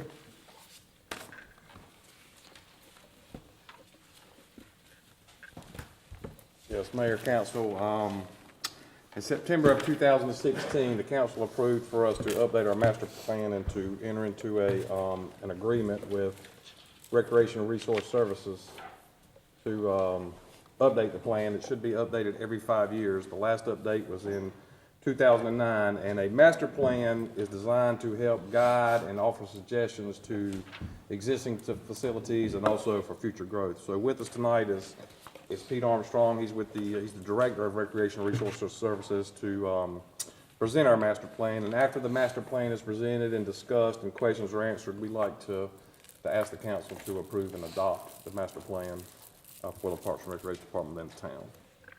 All right, thank you. Good evening. My pleasure to be here with you. It's kind of like coming home. I'm actually a Nash County native, but have Johnson County roots. I'm one of those millions of creatures that are out there. My family were creatures, and even actually, I think one of my kinfolks used to be the Johnson County treasurer, and my parents spent a lot of time here in Johnston County and Smithfield and Selma. It's my pleasure. I always love the opportunity to come and talk about Parks and Recreation. You heard laid out how this area is growing, and one of the reasons this area is growing is because of the quality of life issues that are afforded people. That's what these plants, these are what these businesses are looking for, and Parks and Recreation are top of the list because it does deal with the quality of life for your citizens. And it's a great deal of pleasure that I provide you with some information tonight of some work that we have done to try to address upgrading your Parks and Recreation master plan. A couple of comments I would make. As you heard with your CIP and other things, the plans are it's just that. It's kind of a roadmap of where you would like to go in the future. Now, as we all know, roads change, situations change, so it's not something that you follow bit by bit by bit, but it kind of gives you an idea of where you need to be headed and the things you need to do. The other thing I'd comment to you, as we came into the county, the first thing I told Gary and the staff is that I have a friend of ours who whose godchild plays ball. And they've come here numerous times from Nash County to play ball, and actually, this kid actually lives over in Williamston in Martin County. But they talked to me about how good the experiences are they have when they come to town to play ball, how they always feel welcome, how the fields are just immaculate, how the staff works hard to make sure that people have a good experience, and I really commend you on that. And that's one other thing that we discovered in going through our master plan is how hard the staff works and how well they're able to provide a lot of resources and a lot of services with actually limited dollars. So we commend the staff on that, and the way they go about providing good facilities and good programs and activities for the citizens. That doesn't mean that there are not some areas that we need to try to address, and that's one of the things that we hope to try to do in this particular plan. As Gary told you, that basically the town of Smithfield requested that we review it, and the revised plan includes recommendations regarding existing facilities and a determination of future parks and recreation facility needs. How do we come up with these recommendations? We did 5 things. We got input. We had a meeting in each one of your districts in the town. We also had a meeting with stakeholders, with representatives from the schools, representatives from community agencies throughout the area, the health department, travel and tourism, because they're all part of Parks and Recreation and the overall plan for the development of Parks and Recreation facilities and programs. We met with the Parks and Recreation Advisory Committee, the Parks and Recreation staff and administration, and then we added the professional experience of recreation resources services in developing this information. You say, well, who the heck are y'all? Wanted to tell you real quickly that we were the nation's first state-supported technical assistance program for Parks and Recreation, and we've been in existence just about 70 years. We provide technical assistance, applied research, and continuing education throughout the state. We provide services to government agencies, citizens boards, civic and service groups, youth agencies, hospitals, senior citizens, and nonprofit organizations. We were established to assist agencies to improve and expand recreation leisure services throughout North Carolina, and we are funded by North Carolina State Parks through a grant to North Carolina State University. I myself, I am actually a retired Parks and Recreation Director from the city of Rocky Mount. I have over 40 years experience working with the city of Rocky Mount and with North Carolina State University. So we are very passionate about Parks and Recreation and what it means to our communities, and I appreciate the opportunity to work with the town of Smithfield. I want to tell you, how do we gather input from communities? Basically, we had 5 planned community forums. We had 1 meeting with town administration and with the Parks and Recreation staff. We had 3 stakeholder meetings where we talked with the various people like the hospital and the health department. And then we had 1 advisory board meeting where we met with the Parks and Recreation Advisory Board. Some of the comments that we've received from these meetings, they're very varied. And what we tried to do here is we kind of broke them down into 4 different areas. Maintenance, management, improvements to existing facilities, and new facilities. A couple of notes, the items listed in these are not necessarily in priority order, and throughout the process, everyone involved was impressed with the quality of services provided by the department. The area of maintenance, some of the things that we heard and the people requested to consider is timely equipment repairs, improved restroom maintenance, improved litter removal, and improved landscaping, weed control, grass mowing, and flowers.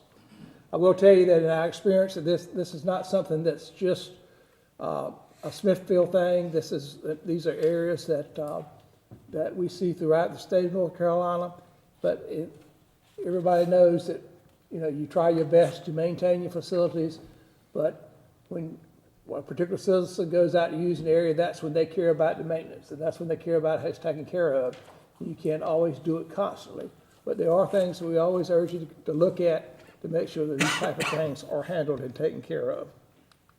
In terms of management, here again, a lot of these things are not anything that's new, but the things we heard was planning more activities in the parks, We heard a lot about posting specific opening and closing times of all the parks so that people would actually know what time they can and cannot be in parks. To meet with the police department and to talk about security in all the parks, to make sure that people feel safe in parks and that this is a place they want to go with their children. Another thing we talked a lot about and we're making a recommendation of in terms of before you make major additions or to a park, to sit down with members of the community and actually develop a site, we call it a site-specific master plan for each park, which kind of dictates exactly where you go and the steps you'll take in the future. Talked about relocating some facilities at parks, some that may be outdated and not used, and make some changes. Looked at even considering closing some facilities that are not being used at various parks. Talked a lot about developing a marketing plan for parks and recreation programs and facilities. It doesn't matter how good of facilities you have, if the public and people are not aware of them, you're wasting your time. You have to have some type of marketing plan to promote. These are what I'll talk later in the presentation about partnerships, and this is something I think this could be handled very closely with working with your county and the Visitors Bureau of the Chambers of Commerce, because obviously they're interested in marketing their community, and Smithfield, like a lot of communities in North Carolina, one of the major things they have to offer people are their parks and recreation programs and facilities. I also talked a little bit about marketing to more family reunions to generate revenue. Family reunions are quite a phenomenon, and particularly Eastern North Carolina, where families come together each year. And if you could have some type of promotions to family reunions that would encourage people to come to Smithfield for their families to reunite, you put heads in beds, you would have people use your facilities, and would help grow your programs. Improvements to the existing facilities. Some of the things we talked about was to evaluate the lighting in parks, to make sure, increase the number of working water fountains. If you take children, you know, it's interesting, a lot of times we kind of forget about who the users of our facilities are. And particularly now with families and children going into parks, you know, the restroom situation and the water fountains, just the ability to have water. Looking at the increase in the number of picnic shelters for family reunions and outings and making them available throughout the community. To increase and improve signage inside and outside the park so that people know where the parks are. To create a uniform system of signage so that when people see a particular sign, they say, oh, yep, that's one of the parks and recreation facilities that my town provides for me as a citizen. Talked a lot about improved landscaping and planting new trees. A lot of your parks do not have trees, do not have landscaping. Here again, the attractiveness of a park is one of the biggest drawing cards to a park. If people go to a park and really don't see anything but fences and no trees, it's not a very inviting situation. And also with the more and more emphasis on people not staying out in the sun, some type of shade or trees in parks or something you need to look at. Along with improving all the playgrounds. I understand, I know that several improvements are underway as we were preparing this, but a lot of your playground equipment is older playground equipment. Also, you have issues with the surfacing does not meet the playground safety requirements. And the other issue, and it's a very important one to me that I think you need to take a serious look at, is making all your parks accessible for disabled users. That was probably the biggest deficiency of all I saw in the system, is the lack of accessible parks.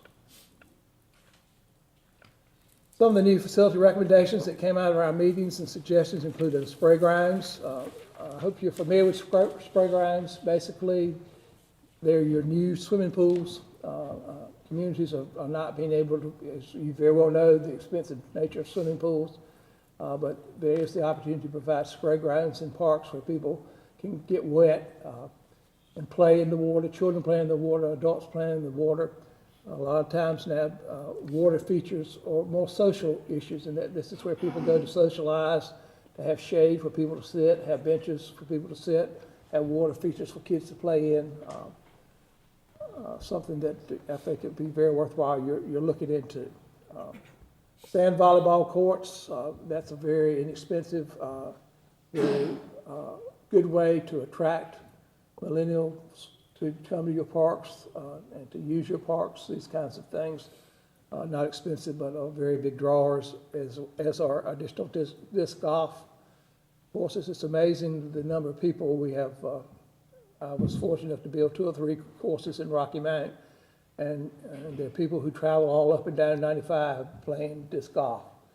And if you have a way of promoting yours and making yours more available, a really neat way of promoting and bringing people into your community. Walking trails, every survey, every time we talk to people, the number one thing that people are looking for are ways to walk. You have a tremendous start with the Greenway. We have a lot of opportunities in terms of the Mountains to Seeds Trail. There's some possibilities of grant money, particularly for making those connections and making sure that the Mountains to Seed Trail comes through Smithfield. We're very fortunate in that be on that particular trail. Skateboard park, there again, that's another one of those things that's a continual draw for a lot of parks and recreation departments. Originally, when we started building them, a lot of cities and towns were scared of the liability that's involved with skateboard parks. But we've gotten a lot of assistance from the North Carolina legislature in terms of that, and the fact that if you post your rules and regulations and your guidelines at your skate parks, basically you're reducing drastically your amount of liability involved with a skate park. There's also talk about the need for more baseball, softball fields. If you're going to grow your tournaments, if you're going to grow your events, that's something you would have to consider. Also, soccer is continuing to be growing, and right now you don't have a lighted soccer field. One of the other areas that I would suggest you looking at and doing that, and it would be able to allow you to expand some of your other tournaments that come into your community. And finally, last but not least, additional access points to the Neuse River. Here again, that's one thing we heard in a lot of our meetings, is that people would like to access the river. It's interesting, I think that you guys are probably a lot like Rocky Mountain in that we didn't really see much value to the river until it hit us over the head with Floyd, and we realized it got our attention that it was there, and now I think people are realizing that it's really a tremendous asset as long as you can control the flood situations and get things out of the floodplain, which here again, that opens up opportunities for you guys because you probably got a lot of land that you really can't do a whole lot more with because of FEMA regulations. You can look at developing river access and trails and stuff of this nature along the river. Wanted to point out 3 things that came up in basically every public meeting that we held. Well, first was the quality of programs, the quality of the Smithfield Recreation and the Aquatic Center, and the responsiveness of the staff to citizens' requests. Even though there are some concerns that were expressed, the overall response to the department and the staff was extremely positive. Another frequent comment was the need to create some type of water feature in Smith Collins Park to replace Eva Ennis Pool. We're not necessarily recommending where you put that spray ground, but I think that would be a good addition to your park system. I've already talked a little bit about the value of this. Another topic that came out during the meetings was the continued development of partnerships that would benefit both the department and community organizations. The 2 most mentioned were Johnston County Schools and the Johnston County Visitor Center. Can't talk enough about the relationship between parks and recreation and travel and tourism. As I said, basically, obviously here in Smithfield, you do have the shopping outlets and that, but other than that, probably your parks and recreation facilities are one of your greatest draws. And I guarantee you can ask some of these businesses and industries that are looking to come in this area, one of the things they're looking for are these type quality of life issues that you have the opportunity to provide your citizens. And the other thing is with the relationship with the schools. Obviously, there are school facilities and that have playgrounds that need to be open to the public for public use after school hours. And it was also, this is one of the most interesting conversations was a conversation we had between the high school and the aquatic center. And they were both aware that they each existed, but they really did not know totally about the programs and activities that were going on either way and how that they could actually work together more, particularly in terms of staff and all that. So that's a relationship that needs to continue to evolve for really the greatest benefit of both parties. Some of the new proposed sites, new park amenities, a dog park. We looked at a couple of parks, and I think you guys are already looking at that and addressing the location for a dog park. The ability to put a lighted soccer field at Smithfield Community Park, spray ground site to be determined, sand volleyball courts, maybe at Smithfield Community Park and Silverton Park, disc golf site to be determined. You got a lot of flood land that you could actually put those in. That people really love the challenges, particularly when the water's involved. Walking trails, all your parks could probably use walking trails. And of course, a skateboard park for a site to be determined. Would urge you to consider the development of 3 new proposed parks in 3 areas. One is a downtown park. Towns in East North Carolina, like towns all over the country, are struggling. I know you guys spend a lot of time and effort on downtown development. You've got some really good looking stores. You've got your museum downtown. You've got your library. I would urge you to consider developing some type of park right in the downtown area. Here again, when people come down to shop or go to the museum or to eat, a lot of times they have children, their kids in tow, or they have friends they want to sit down and just have a conversation and talk. And right now, without a park in the downtown area, you really don't provide people with that opportunity. And so here again, I think it would be a tremendous draw. I'm sure that, like most downtowns, you've got empty spaces that you might look, and it doesn't have to be large, but I would urge you to try to develop some type of downtown park and even maybe put some type of small water feature there, so that kids can splash around and play while moms and dads sit around and talk. Maybe they're probably developing it's got to be a brewery coming to downtown. I'm no saying to beat beer. I'll drink a beer, but I mean, beer is the kind of thing right now that's drawing people. And a lot of times people want somewhere they can go sit and talk and after they finish going into the brewery or whatever. And so by providing a downtown park, it would be tremendously beneficial. I've already mentioned trails and greenways. You've got the benefit of being on the Mountain Sea Trail, but as you look to continue to develop your trail throughout your community to connect your parks, to provide people with an alternative to having to get in the car to drive someplace. There are a lot of grants and money available to assist with trail construction. Another thing you need to consider is that there are some areas of the town, I think mostly probably in the northern part of the town as you grow toward Wake County, that you need to look at the consideration for neighborhood parks or mini parks, because it's kind of interesting. I've been in Parks and Recreation long enough to know that trends and times change. A lot of times, like for instance in Rocky Mountain, we've got like 40 parks spread all over the city. That was the thing, to build parks in every part of the city. Then the philosophy somewhat changed to develop the mega parks, and we have developed a sports complex just like you just developed a sports complex. But now what we're finding is that people enjoy getting in the car and going to these places, but the best benefit you can provide for families with children is to have a place that they can walk to within a half a mile of their house, where they can play in a safe environment, where they can get on a trail and walk and get exercise in a safe environment and not necessarily have to get in your car. So, that would be one thing I'd suggest that you look in the future, is try to develop some type of park within, say, a half a mile of each resident that lives in the town of Smithfield. When you talk about funding, what recommendations do we have to, you can't do everything at one time. What are the best ways to go about it?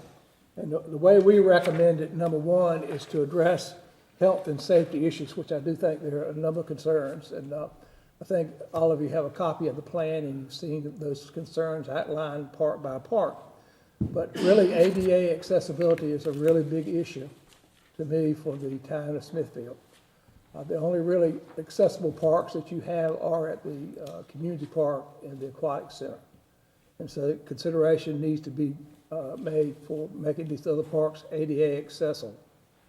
The other thing has to do with playground surfacing. Every piece of playground equipment that you need, that you have, should have the correct amount of safety surfacing underneath it. And that should be a ongoing process. It's not something that you can do one time and expect it to last forever. We already mentioned water fountains and security, visibility. We're recommending that the department meet with the police department to talk about these security issues and visibility issues in parks to make sure that the parks are as secure as possibly you can make them. I've already mentioned to develop site-specific plans before making park renovations, to meet with people in the communities around these parks, to make sure that the type of upgrades that you spend your money on are the things that people want. Obviously, two of the, to me, are your kind of, I don't want to say most important, but two of your most used parks in terms of Smith Collins Park and the Bob Wallace J.C. Park need upgrades. I think probably some upgrades are already being made at Bob Wallace, and I know over the past few years there have been some upgrades at Smith Collins, but those efforts need to continue. And my numbers are off, but on my presentation here, but the development of a downtown park and trail development, and then of course land acquisition for future parks. That's it in kind of a quick nutshell presentation. Are there questions or comments or things that I can try to answer for you? I know you guys have been bombarded with a lot of information tonight. Happy New Year. Mr. Armstrong, thank you for your presentation. Yeah. It's exciting to hear the wonderful things that we have in Smithfield. My question to you, you mentioned the Family Reunion Center. What do you see in other communities where they attract that? What things could we implement that would help with that? You mentioned. Well, number one is having the shelters available in the parks that also have the playground equipment like you have at the community park, those kinds of things. But then what you would work with your travel and tourism people to actually have some type of package where they could rent the facility, maybe rent the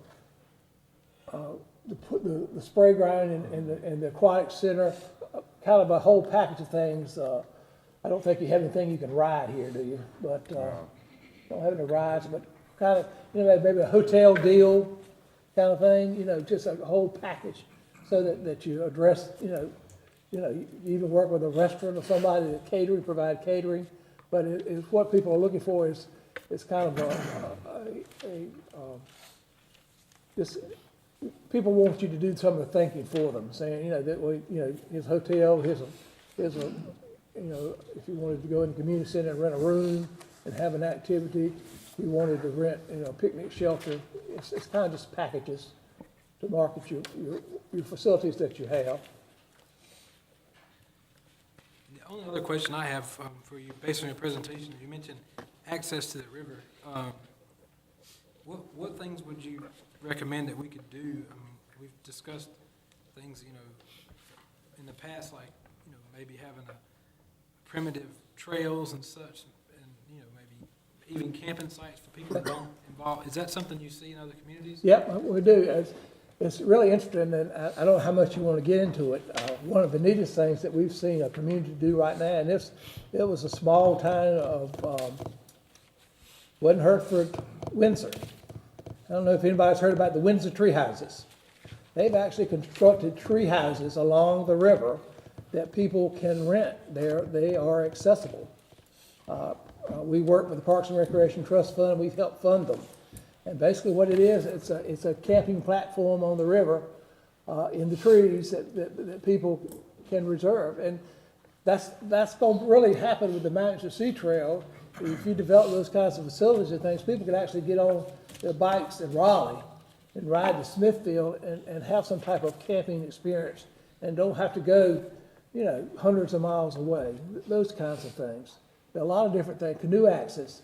The thing is, what's important is to have different accesses along the river so that, say if you wanted to go just a couple of hours, you can put in here and take out here and have facilities for people, restrooms, put in, take outs. And a lot of times what this will spur is the development of some type of supplier so that you really don't have to supply the canoes and kayaks, so that somebody can come in and do that for you as a revenue source, along the river. You've got the kind of the makings of that down here at, right here downtown, where you've got canoe access, and you've got I can't remember what the old building is there, it's the Girl Scout and Hut, Boy Scout.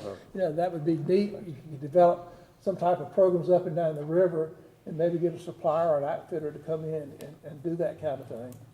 So there are a lot of opportunities, and like I said, used to the river was a liability, but it really can be a tremendous asset. And I would think, I don't know how much land you guys have gotten from FEMA, but if you're like Rocky Mountain, you got a whole lot of land, don't really, all you can do is maintain it, but trails or camping or lots of different opportunities like that for people. I appreciate your comments. Mr. Armstrong, I think it's important you touched on something that I think we should take in consideration is, we do a very good job with organized sports, baseball, softball, those things. But that group of people you mentioned that might be interested in a cabin or the trail is a different group of our citizens. So I think that's important that we look into that stuff. Well, and skate parks, and people used to think that was just urchins, but that's not true. It's amazing the people who enjoy, skate parks. The sand volleyball is another thing. You need to look at these activities, and the thing you'll find about most of them, they're social. People do these kinds of things for being able to socialize and be with friends. It's not, used to we built swimming pools and we didn't have decks and didn't have chairs and didn't have umbrellas. And if you go any swimming pool now worth its salt has all those kinds of facilities because people go for social, and that's why a spray park works real well. It's all about being social and meeting neighbors and friends.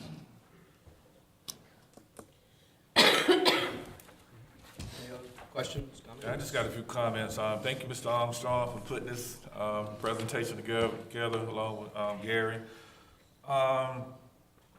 We talk about new parks and rec facilities or whatever. I know I wasn't at the meeting, but I know Mr. Armstrong, you presided over the meeting that was in District 1, East Smithfield.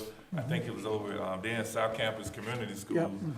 But since then, that district has gained a new parks and rec facility, which is the Sarah Yard Community Center. So this kind of can go to management too. You, Mike Scott, just how is this going to kind of go into the fold under this new Parks and Rec plan or whatever? Because it's not mentioned up here at all. Well, when the inventories were done and when those meetings were held, we didn't even own the facility. Yeah, so right. It'll be, it's a kind of a growing process, and so it'll be added in addition to that. I believe you did tour the center, though, after we purchased it, did you not? Tour the No, Sarah Yard Center? I know where it is. I mean, I saw the outside, but I never went inside. Yeah, we spoke about it. Yeah, after the fact, we kind of became aware of it. But I mean, obviously, that fits into the inventory. I mean, obviously, there should be some staffing considerations and stuff of that nature because obviously that grew out of a need that existed in the community. So. And then just the comment that was made, I think it was number 2 on one of the slides that you said, as far as replacing the Eva Ennis pool with the splash park. Did those comments, are those citizens' comments, or was this like a staff comment? That was more citizen-driven. Or citizens-driven? We heard it at the meetings.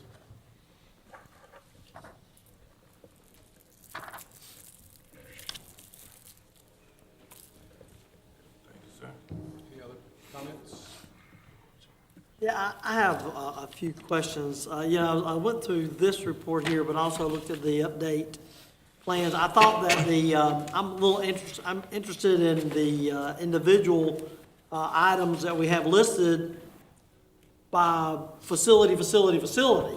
I think, to me, this over here, I guess you have a 30,000 foot layer, a 10,000 foot layer, and then the real area where you're really gonna do the real work. You understand what I'm saying? Mm-hmm. I understand this, I can see this, but I can't do anything until I get it down here. So I would appreciate, I know you have to bear with me, but if you could kind of go through page 133, these particular things that we focus on for each of the parks of what proposal, because this is what you're really planning to do. The other talking about strategy and all that, these are real things that we're really planning on doing Am I right? I mean, this is the actual, what we're gonna do with these parks. No, it is not. It was not, That it is, they are our recommendations okay, for each of the parks, though. for There are each of the suggestions parks. and recommendations for each. Yeah, of the please Okay. understand that. All right. Because These are not exactly, I mean, these are not staff's, this is what we want to do. This is a guideline from an outside source making recommendations. and Okay, but this is a suggestions. strategic plan. The Absolutely. strategic plan is Absolutely. only good if you put feet to the I agree with plan. that. I agree with that. yeah. Okay, so I mean, I can create strategic plans all the time, do nothing with them, and they're worthless. I'm saying if I look at this, so this is where we're saying these are things that we can really do, and we need to make sure that when we do budgeting, we fund for these things, because this makes sense. So then we take a strategic plan and put a practical plan in place. I mean, that's why I think the recommendation to me that are here, I read through these and they look like they are things that we could do. Absolutely. Provided that we have the funding to do them. And so I like to review these items to see if anybody have a concern or suggestions that things that we think that are right or wrong, because this is based upon the big strategic plan. Am I right? Does that seem reasonable? But you need to understand a couple things about this. One of the other things that we recommended is that before you take off in some of these directions, that you do specific plans for each of these facilities and Gary and staff meet with citizens to make sure, people's thoughts, people's ideas change all the time. This is what we heard, we took like a snapshot in time of conversations with Smithfield citizens. And this is what we came up with. But now, is this the final thing? There are some directions that you need to go in, yes. But I don't want you to get too wrapped up and think, well, we got to do all this. Now, to me, if you want my opinion, accessibility is the big issue. Because you as a community, you obviously see the need for facilities to be accessible by looking at community park and the aquatics center. So you need to focus on those kinds of things, to me, are real priority. Well, I understand the strategic plan is then going to be based upon whatever your budget is. The budget really drives what you really do. I understand that. So you have to have a budget to do what you want to do. But from a strategic perspective, if we're looking at each park, what are the recommendations that we need to do to each park? Does that make sense for us? So then we start doing budgeting, we understand that falls within what we think, we understand the strategic plan. Right. You see, I think it's more than just we need to work on landscaping. Well, that's a great idea. Why wouldn't you want to do that? Because I don't know anybody who wouldn't want to work on landscaping. Well, what do you mean by landscaping? Are you talking about putting in shelters? Are you talking about putting in bushes? Are you talking about putting in driveways? It can mean all kinds of things. So what is your strategic planning for that? I think though, when you look at this stuff that you've done here, my point is this is a positive thing. The things that you've listed in this document that we've not covered gives me more warm and fuzzy feeling than the strategic plan that's at the 30,000 foot level. So Mr. Barber, to your point, I think that's exactly what this is at 30,000 feet. Look. And what they've recommended is for individual parks, we would have strategic plans basically for those individual parks, which is not here. Okay, we don't have that in front of us here. This is more of our roadmap of where we go. We have these, we look at these for guidance when we're looking at parks and so forth, but we don't stick to this per se, because it is based off of what we can do at that time during budget and so forth. So I think to your point, what you're asking, I think will probably come later as we get into the budget. Is that a fair statement? Yeah, part of that will be the strategic park planning and. Okay, but I have a CIP. Okay, but I have something that stood out to me that I didn't like. So that's why I'm Okay, trying to well, get to it. well, Okay? Well, I didn't like when I went through here and I look at the different types of improvements and all that was listed, going through about improvements and all those things. I get over to the South Smithfield Community Park and it says no improvements recommended. But let me tell you, I'm a sports official. I go all over everywhere for baseball, softball, basketball, football. I know what a good facility looks like in Parks and Recreation throughout this part of the area. I know poor towns and rich towns, and I can tell you, I know what's good and what's bad. And what I'm telling you, Parks and Recreation is a community park, we need to do some landscaping. We need to do some general maintenance. When people come to those parks, out of state, out of town, or wherever, they want to see. I go to Cary. Look at Cary. I mean, it is, yeah, they say they got the money. Yeah, they got money. I understand that. But how much does it take to get somebody with a weed eater out there to weed eat certain things? It takes another person to do that, perhaps. But to say there's no recommendations, no improvements needed, the community park needs some maintenance. I mean, it does need maintenance. And I know I've talked to Gary, I've talked to other people before I became a city councilman. And the issue is there's a lot of things that they would like to do. They just don't have the resources to do it.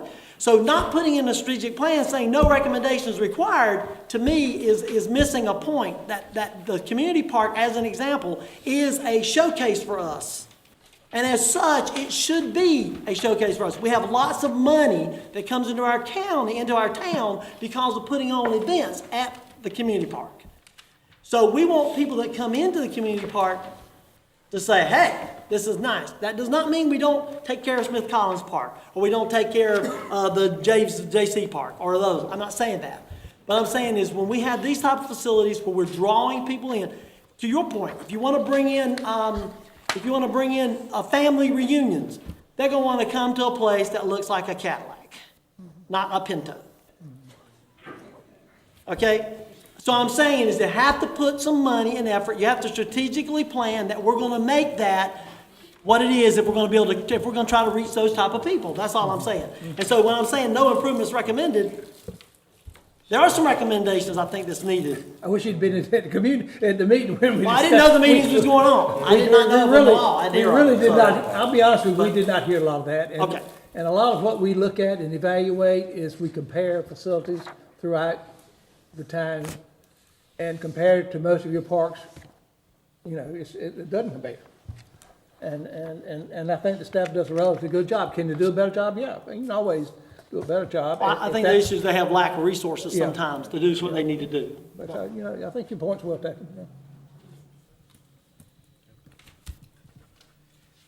All right, any other questions, comments? Okay. Thank you. Thank you, sir. Appreciate it. We do. Yeah, we would like you to approve and adopt Okay. master plan. Have a motion to approve the plan? I have one thing left. I went through these documents and I see city council, town council, throughout every time we do something. I think when we put something together, we need to make that decision whether it's gonna be a city council or a town council. Whether it's gonna be the city of Smithfield or town of Smithfield. I mean, we need to be consistent in whatever we do. If we could just do a simple check before we approve documents, that we do a word search. I'm just saying, to me, those little pet peeves like that kind of bother me. Because either we are or we're not. Let's just fix it when we go through it. So when we approve it, let's approve it with the recommendations to change, to be consistent. Does that make sense, Mike? Thank you, Mr. Scott. It does. Thank you. I make a motion, we approve. Second. Have a motion and a second to approve. All in favor, say aye. Aye. All opposed? Thank you, John. Thank you, Gary. Okay, we will move on to item number 6, which was added to business items, the bid award to Outer Banks Tennis Contractors to resurface tennis courts at Smithfield Community Park. Turn that over to. Okay. In this year's physical budget, we were allocated in the capital improvement plan $25,000 to resurface the tennis courts out at the community park. There's 2 batteries of courts, 2 courts each, so for a total of 4 courts. After the budget was approved, we also received a grant from the Johnston County Visitors Bureau to assist with the resurfacing of the tennis courts out at the community park. It's a dollar for dollar match up to $12,000 or up to $25,000. Our share would be $12,500. So what we would like to do is to reallocate those remaining funds and to also resurface the courts over at Smith Collins Park, basketball courts and the tennis courts over there, because they're on our CIP plan, so let's do it all at one time to get a better price. Now, the base bid from North State Resurfacing was $33,150. The base bid for Outer Banks Tennis Contractors were $35,564.10. We are recommending and asking to go with Outer Banks Tennis Contractors, and here's why. It is to do with the structural crack repair. In Their base bid, they're gonna come in and heat and torch the cracks to bring the asphalt back together, to melt it back together for it to bond better than what, it would do if you just fill it with acrylic or, cement, filler, whereas North State, they're just going to fill it with acrylic or concrete unless you go with their crack repair product, which is Guardian, and that would be an additional $6,750. So if we went with their advanced crack repair, it would actually add $4,335 in addition to what Outer Banks is already bidding. So the crack repair, the Outer Banks has a better crack repair in their base bid, and it fits within our budget as well. So that's why we're going with the higher bid, because of the crack repair. So apple to apple, it would actually be a higher bid for North State Absolutely. resurfacing. Apple for apple, but they're not really apples for apples because they're repairing the cracks in different methods. Right. But if we wanted to Yes. meet the needs or the Yes. requirements of what we're looking for, Right. I then think you're gonna get a better bang for your buck with the Outer Banks bid. so it's a better price in a way, because if you Right, consider absolutely, them. because of your crack repair. Yep. Thank you, sir. Is there any warranty? And the reason I ask, there's multiple ways to resurface and repair. And I know a couple of years ago, several years ago, at last, they went with they repaired the cracks in one way and the repair didn't last. Right. And if they'd have spent a little more money, they'd been more bang for the buck. Right, well, John McCann, who owns the Outer Banks Tennis Contractors, I've talked to him at length several times, and I've called some of the folks that he's done business. He's one of the only ones that torches and repairs cracks that way. That was something that his business and his dad, they've been doing it for 25 years that they've done, and they've had a lot of success, and I've called some of the people that have used them, and they're pleased with what they've done. And where's the councilman, Doctor's councilman, Barbara, I wanna make sure we get the Cadillac job. Exactly. No, the picture. Exactly. I'm offended by the picture. Well, he's the contractor that built the ones at the Wild World of Sports Complex in Disney. So he built those, so he's pretty sharp. He's been doing it a long time. Is a 2-year warranty the kind of industry standard on this? Well, I'm sorry, and I put that in there, and I wanted to correct myself. I know that Outer Banks, the workmanship is 1 year, and the materials are whatever the manufacturer is.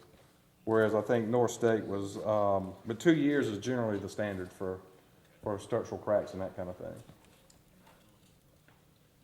I mean, surface cracks can appear at any time, but just surface cracks.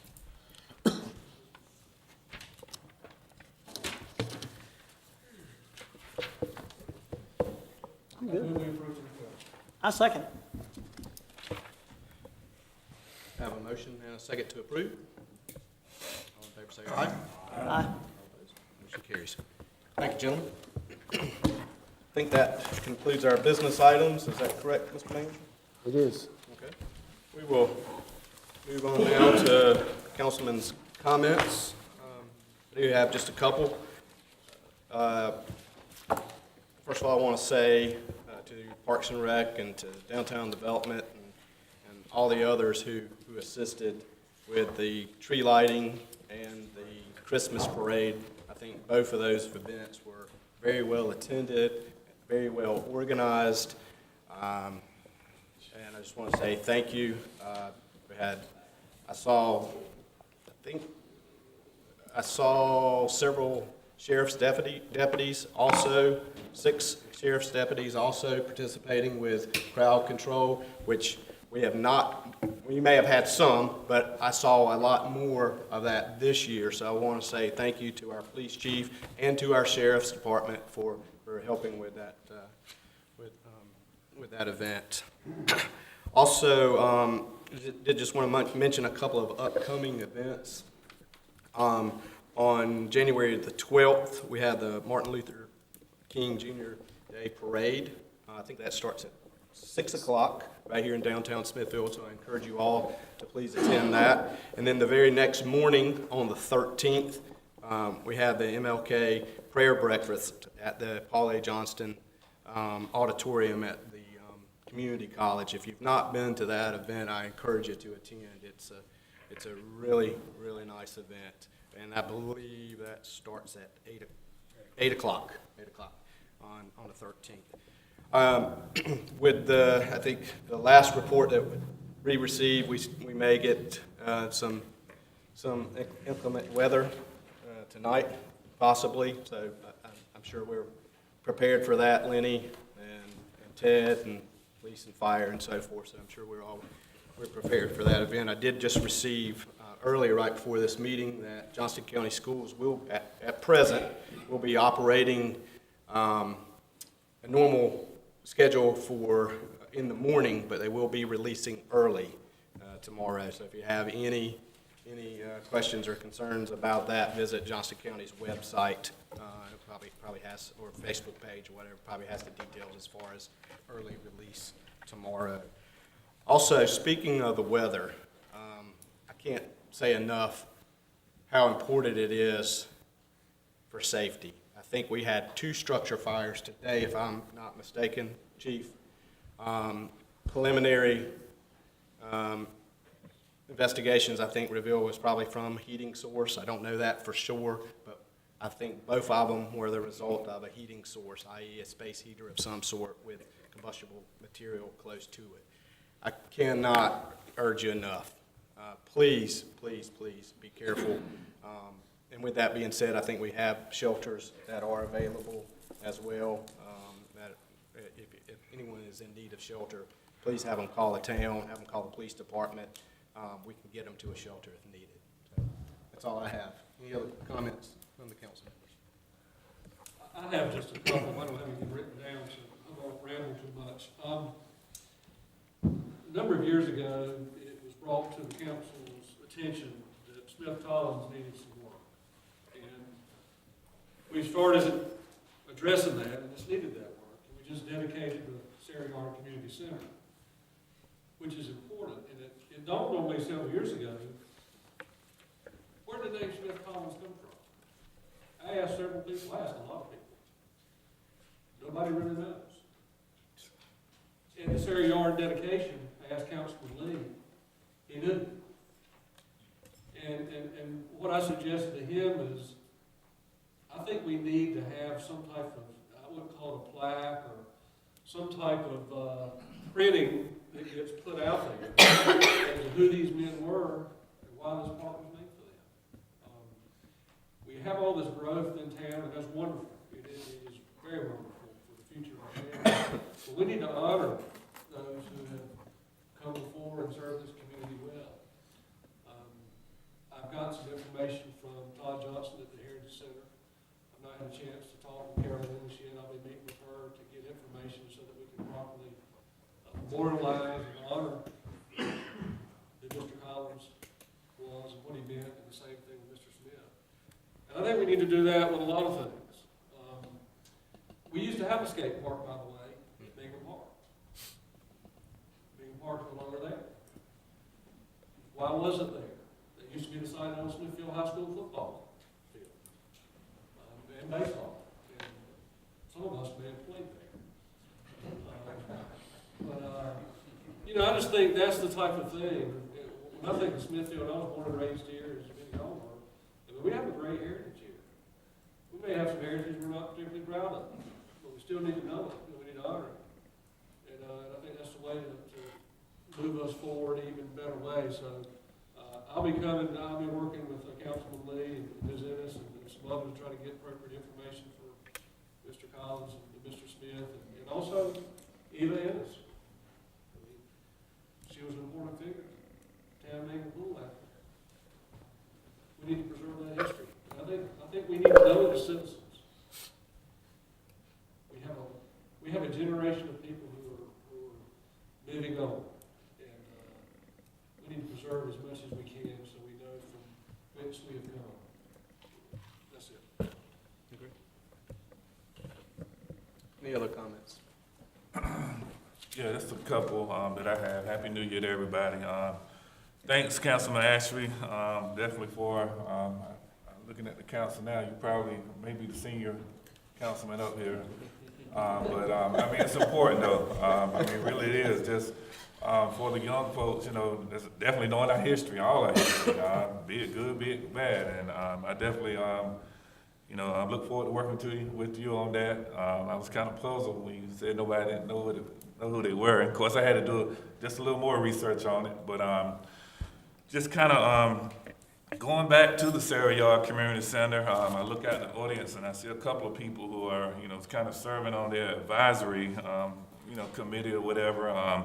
You know, just over the last week, you know, we've gotten, as a council, a few emails, and I don't even think some of the young councilmen, the new councilmen, I would say, probably not even abreast of, you know, what's really going on, you know, with the Sarah Yard Community Center. And just to the manager, I just want to pose, you know, a quick question to you, because over the holiday break or whatever, a lot of people know I put a little Facebook blog out there. It was just basically, I took a picture of the building. Officer DeNoble, his police car was out there, and you know, the kids over in the neighborhood, you know, it was like the second day of the break, you know, they was out for break or whatever, and you know, I just posed the question, you know, we have an officer in the building, it's already been dedicated or whatever, but you got kids running around in the neighborhood, so you know, basically, I just, you know, like, you know, what's really wrong with this picture, you know, because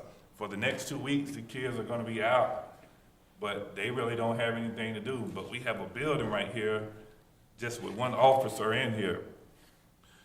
Just, you know, having some conversation with Officer DeNoble, and bless his heart and soul, the next day he decided he was gonna show a movie in there, just based on, you know, him and his wife, you know, they just wanted to show a movie. And as I told him, this wasn't in no direct, you know, line, or, you know, I wasn't lashing out at him or anything, but, you know, the next day, you know, there was probably about 10 or 15 kids. I came over there with my little daughter, and we watched the movie. He had popcorn, drinks, and a whole lot of candy and stuff, and I just thought that was wonderful. But here again, you know, after having some conversation with him, Mr. Scott, I just want to know, I mean, even throughout the process of that spring break, you know, we was kind of cleaning the building or whatever, at what point, or there's seemed to be some kind of disconnect on, now I guess the building is a Parks and Rec building, but I guess going into it, he might have thought that it was going to be, you know, more geared towards the police. And, you know, with the police background that you have and stuff, you know, he kind of mentioned that, you know, it would have been a possibility that he could have brought in the PAL League. You know, we don't have one in Johnson County. Could have possibility brought in, you know, could have brought in some law enforcement, police, sheriff, just, you know, all the law enforcement throughout the county. But it just, what process, what was the basis from switching it from police probably over to Parks and Rec? Because now it's, I mean, it's stagnant. It's nothing really going on. Let me see if I can address most of those questions. First and foremost, the Sarah Yard Center, which used to be the Family Life Center, was kind of hatched out of an idea and voted on by the council during the budget process, which you were there and voted on those. And it was voted to be a recreation center with a police substation posted inside. And that's what we've worked hard to create. That was my understanding what the council wanted, and that's where we're trying to go. I've had conversations with Officer DeNoble, but he hasn't mentioned any of those things. But certainly as this whole concept evolves, I expect him to be as involved in the community as he can be in that area to create the types of partnerships and communication that our police department needs to create with the youth, as well as all the residents over there, to help, you know, decrease our crime and create a higher standard of living for everybody. That's the goal of the community policing station.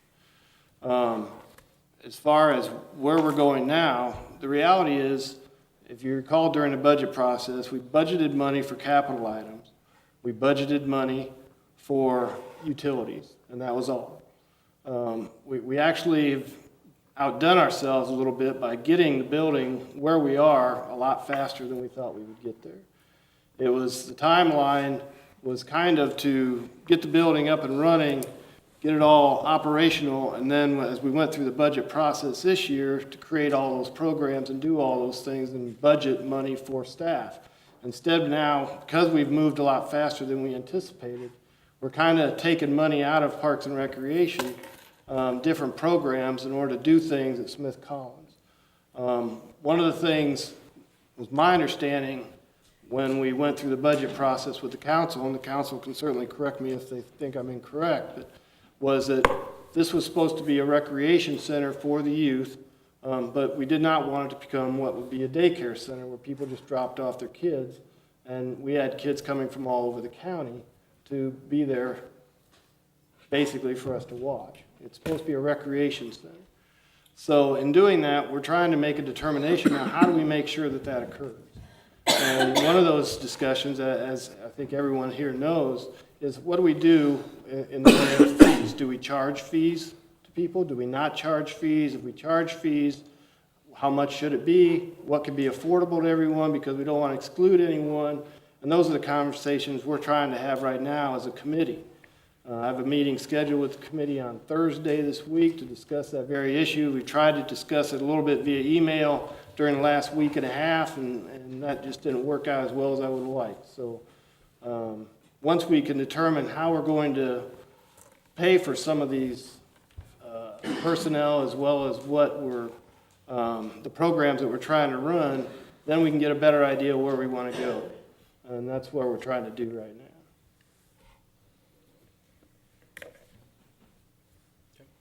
Any other comments? Mr. Tom?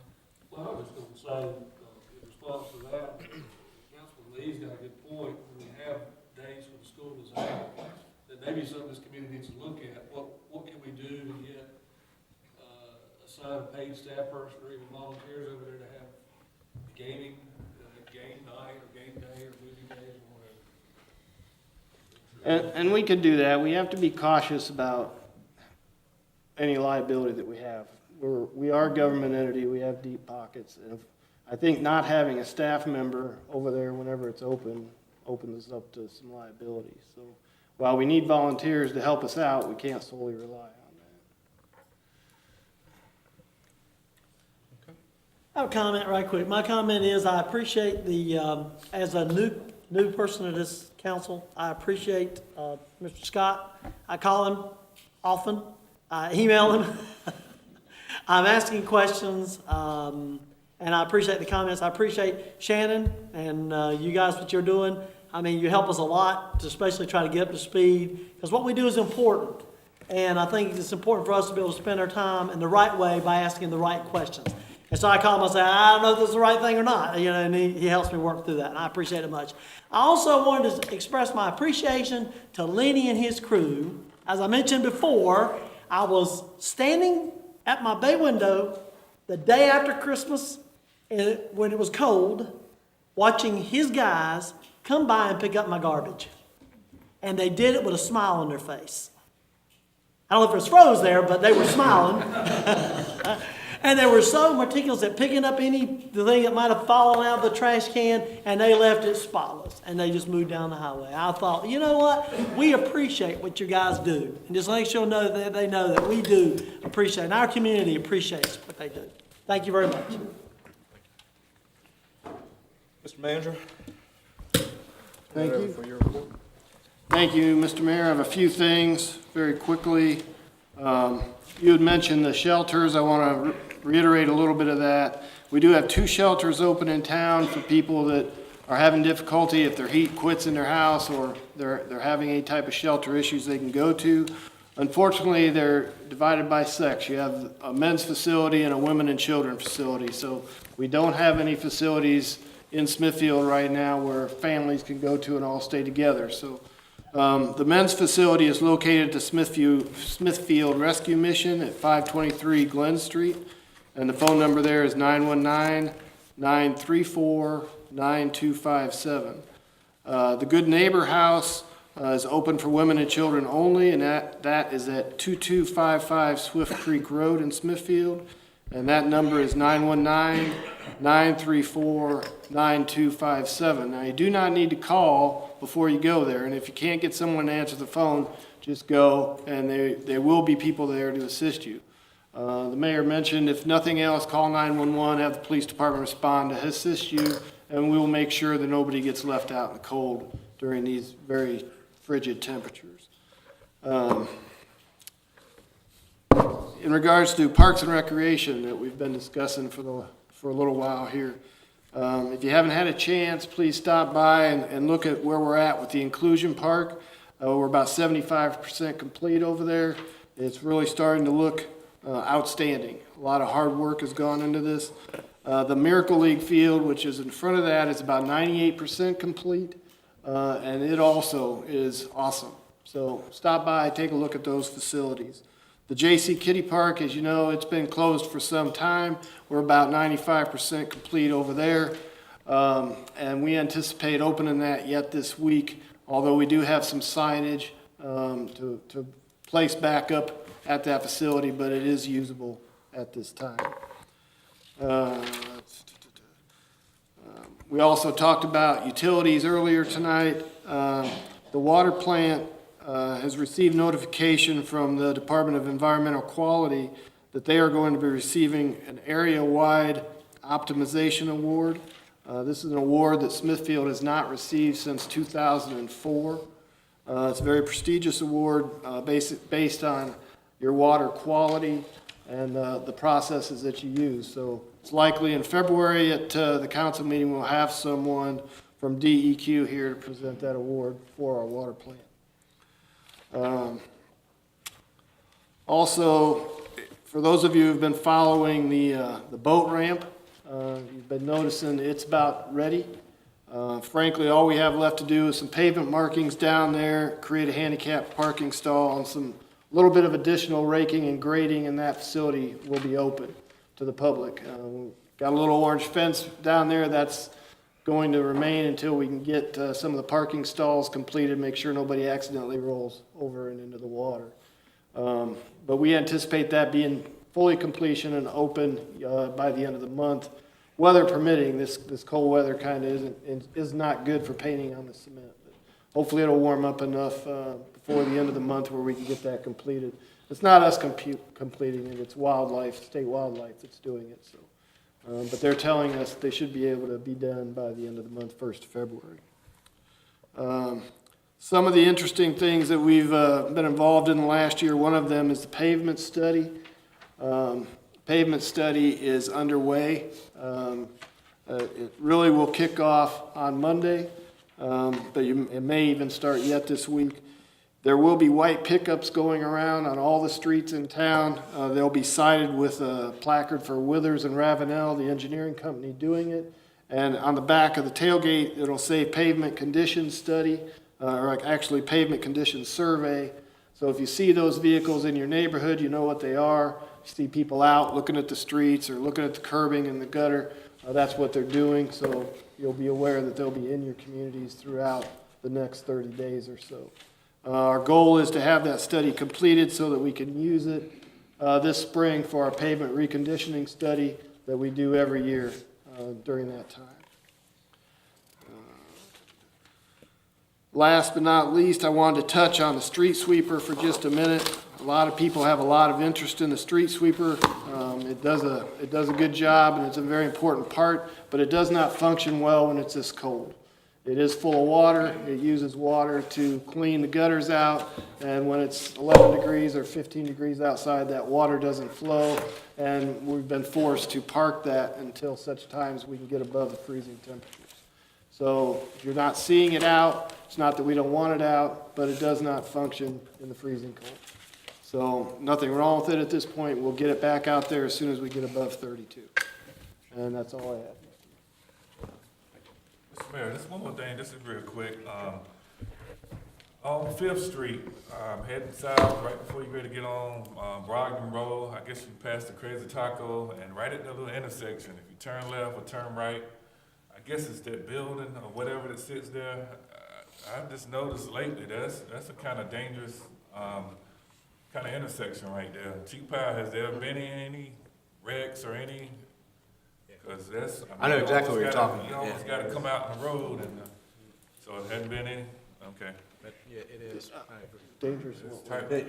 As far as being able to see. I think he's saying it's just being able to see and so forth as far as how far you have to pull on. Is it vegetation or something? No, I think it's just the way it's designed. Yeah, with the So, one other thing that I did want to mention, I was going to email you guys. I have asked, like last year, that we keep the snowflakes up in the immediate downtown area throughout the winter months. The angels and the other Christmas decorations will be coming down or already have been taken down.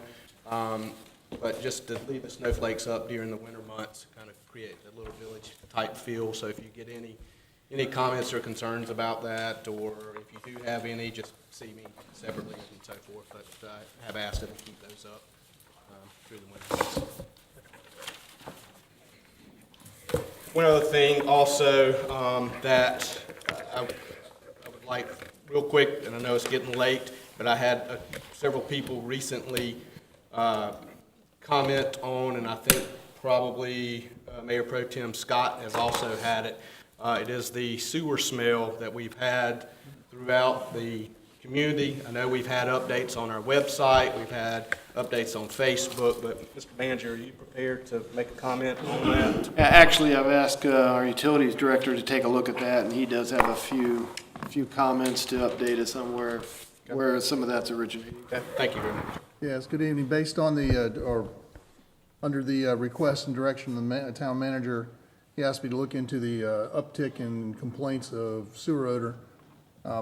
We went out and did a little field investigation. It's not spilling, so that's good news.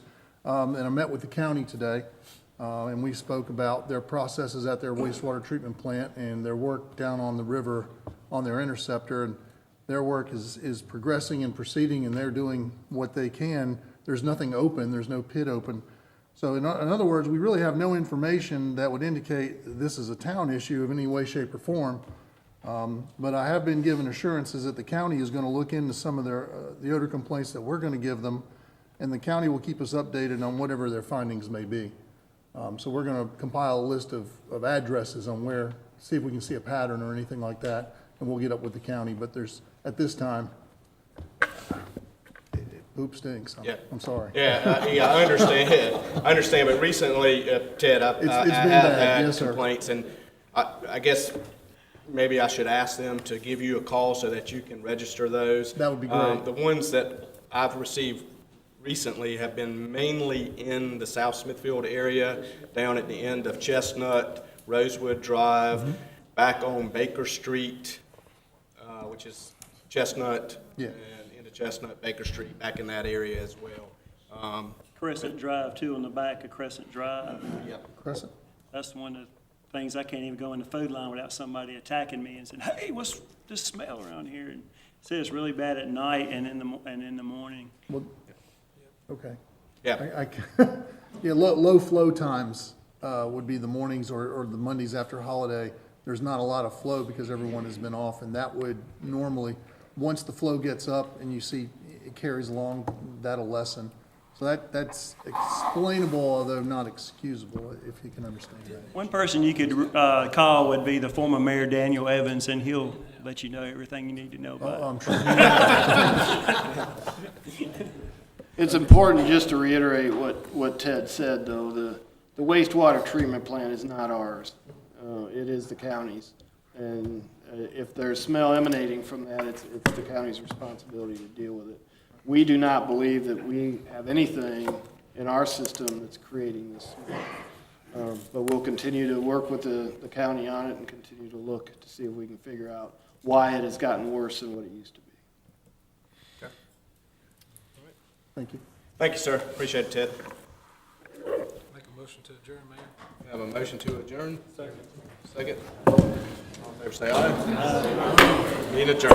Thank you.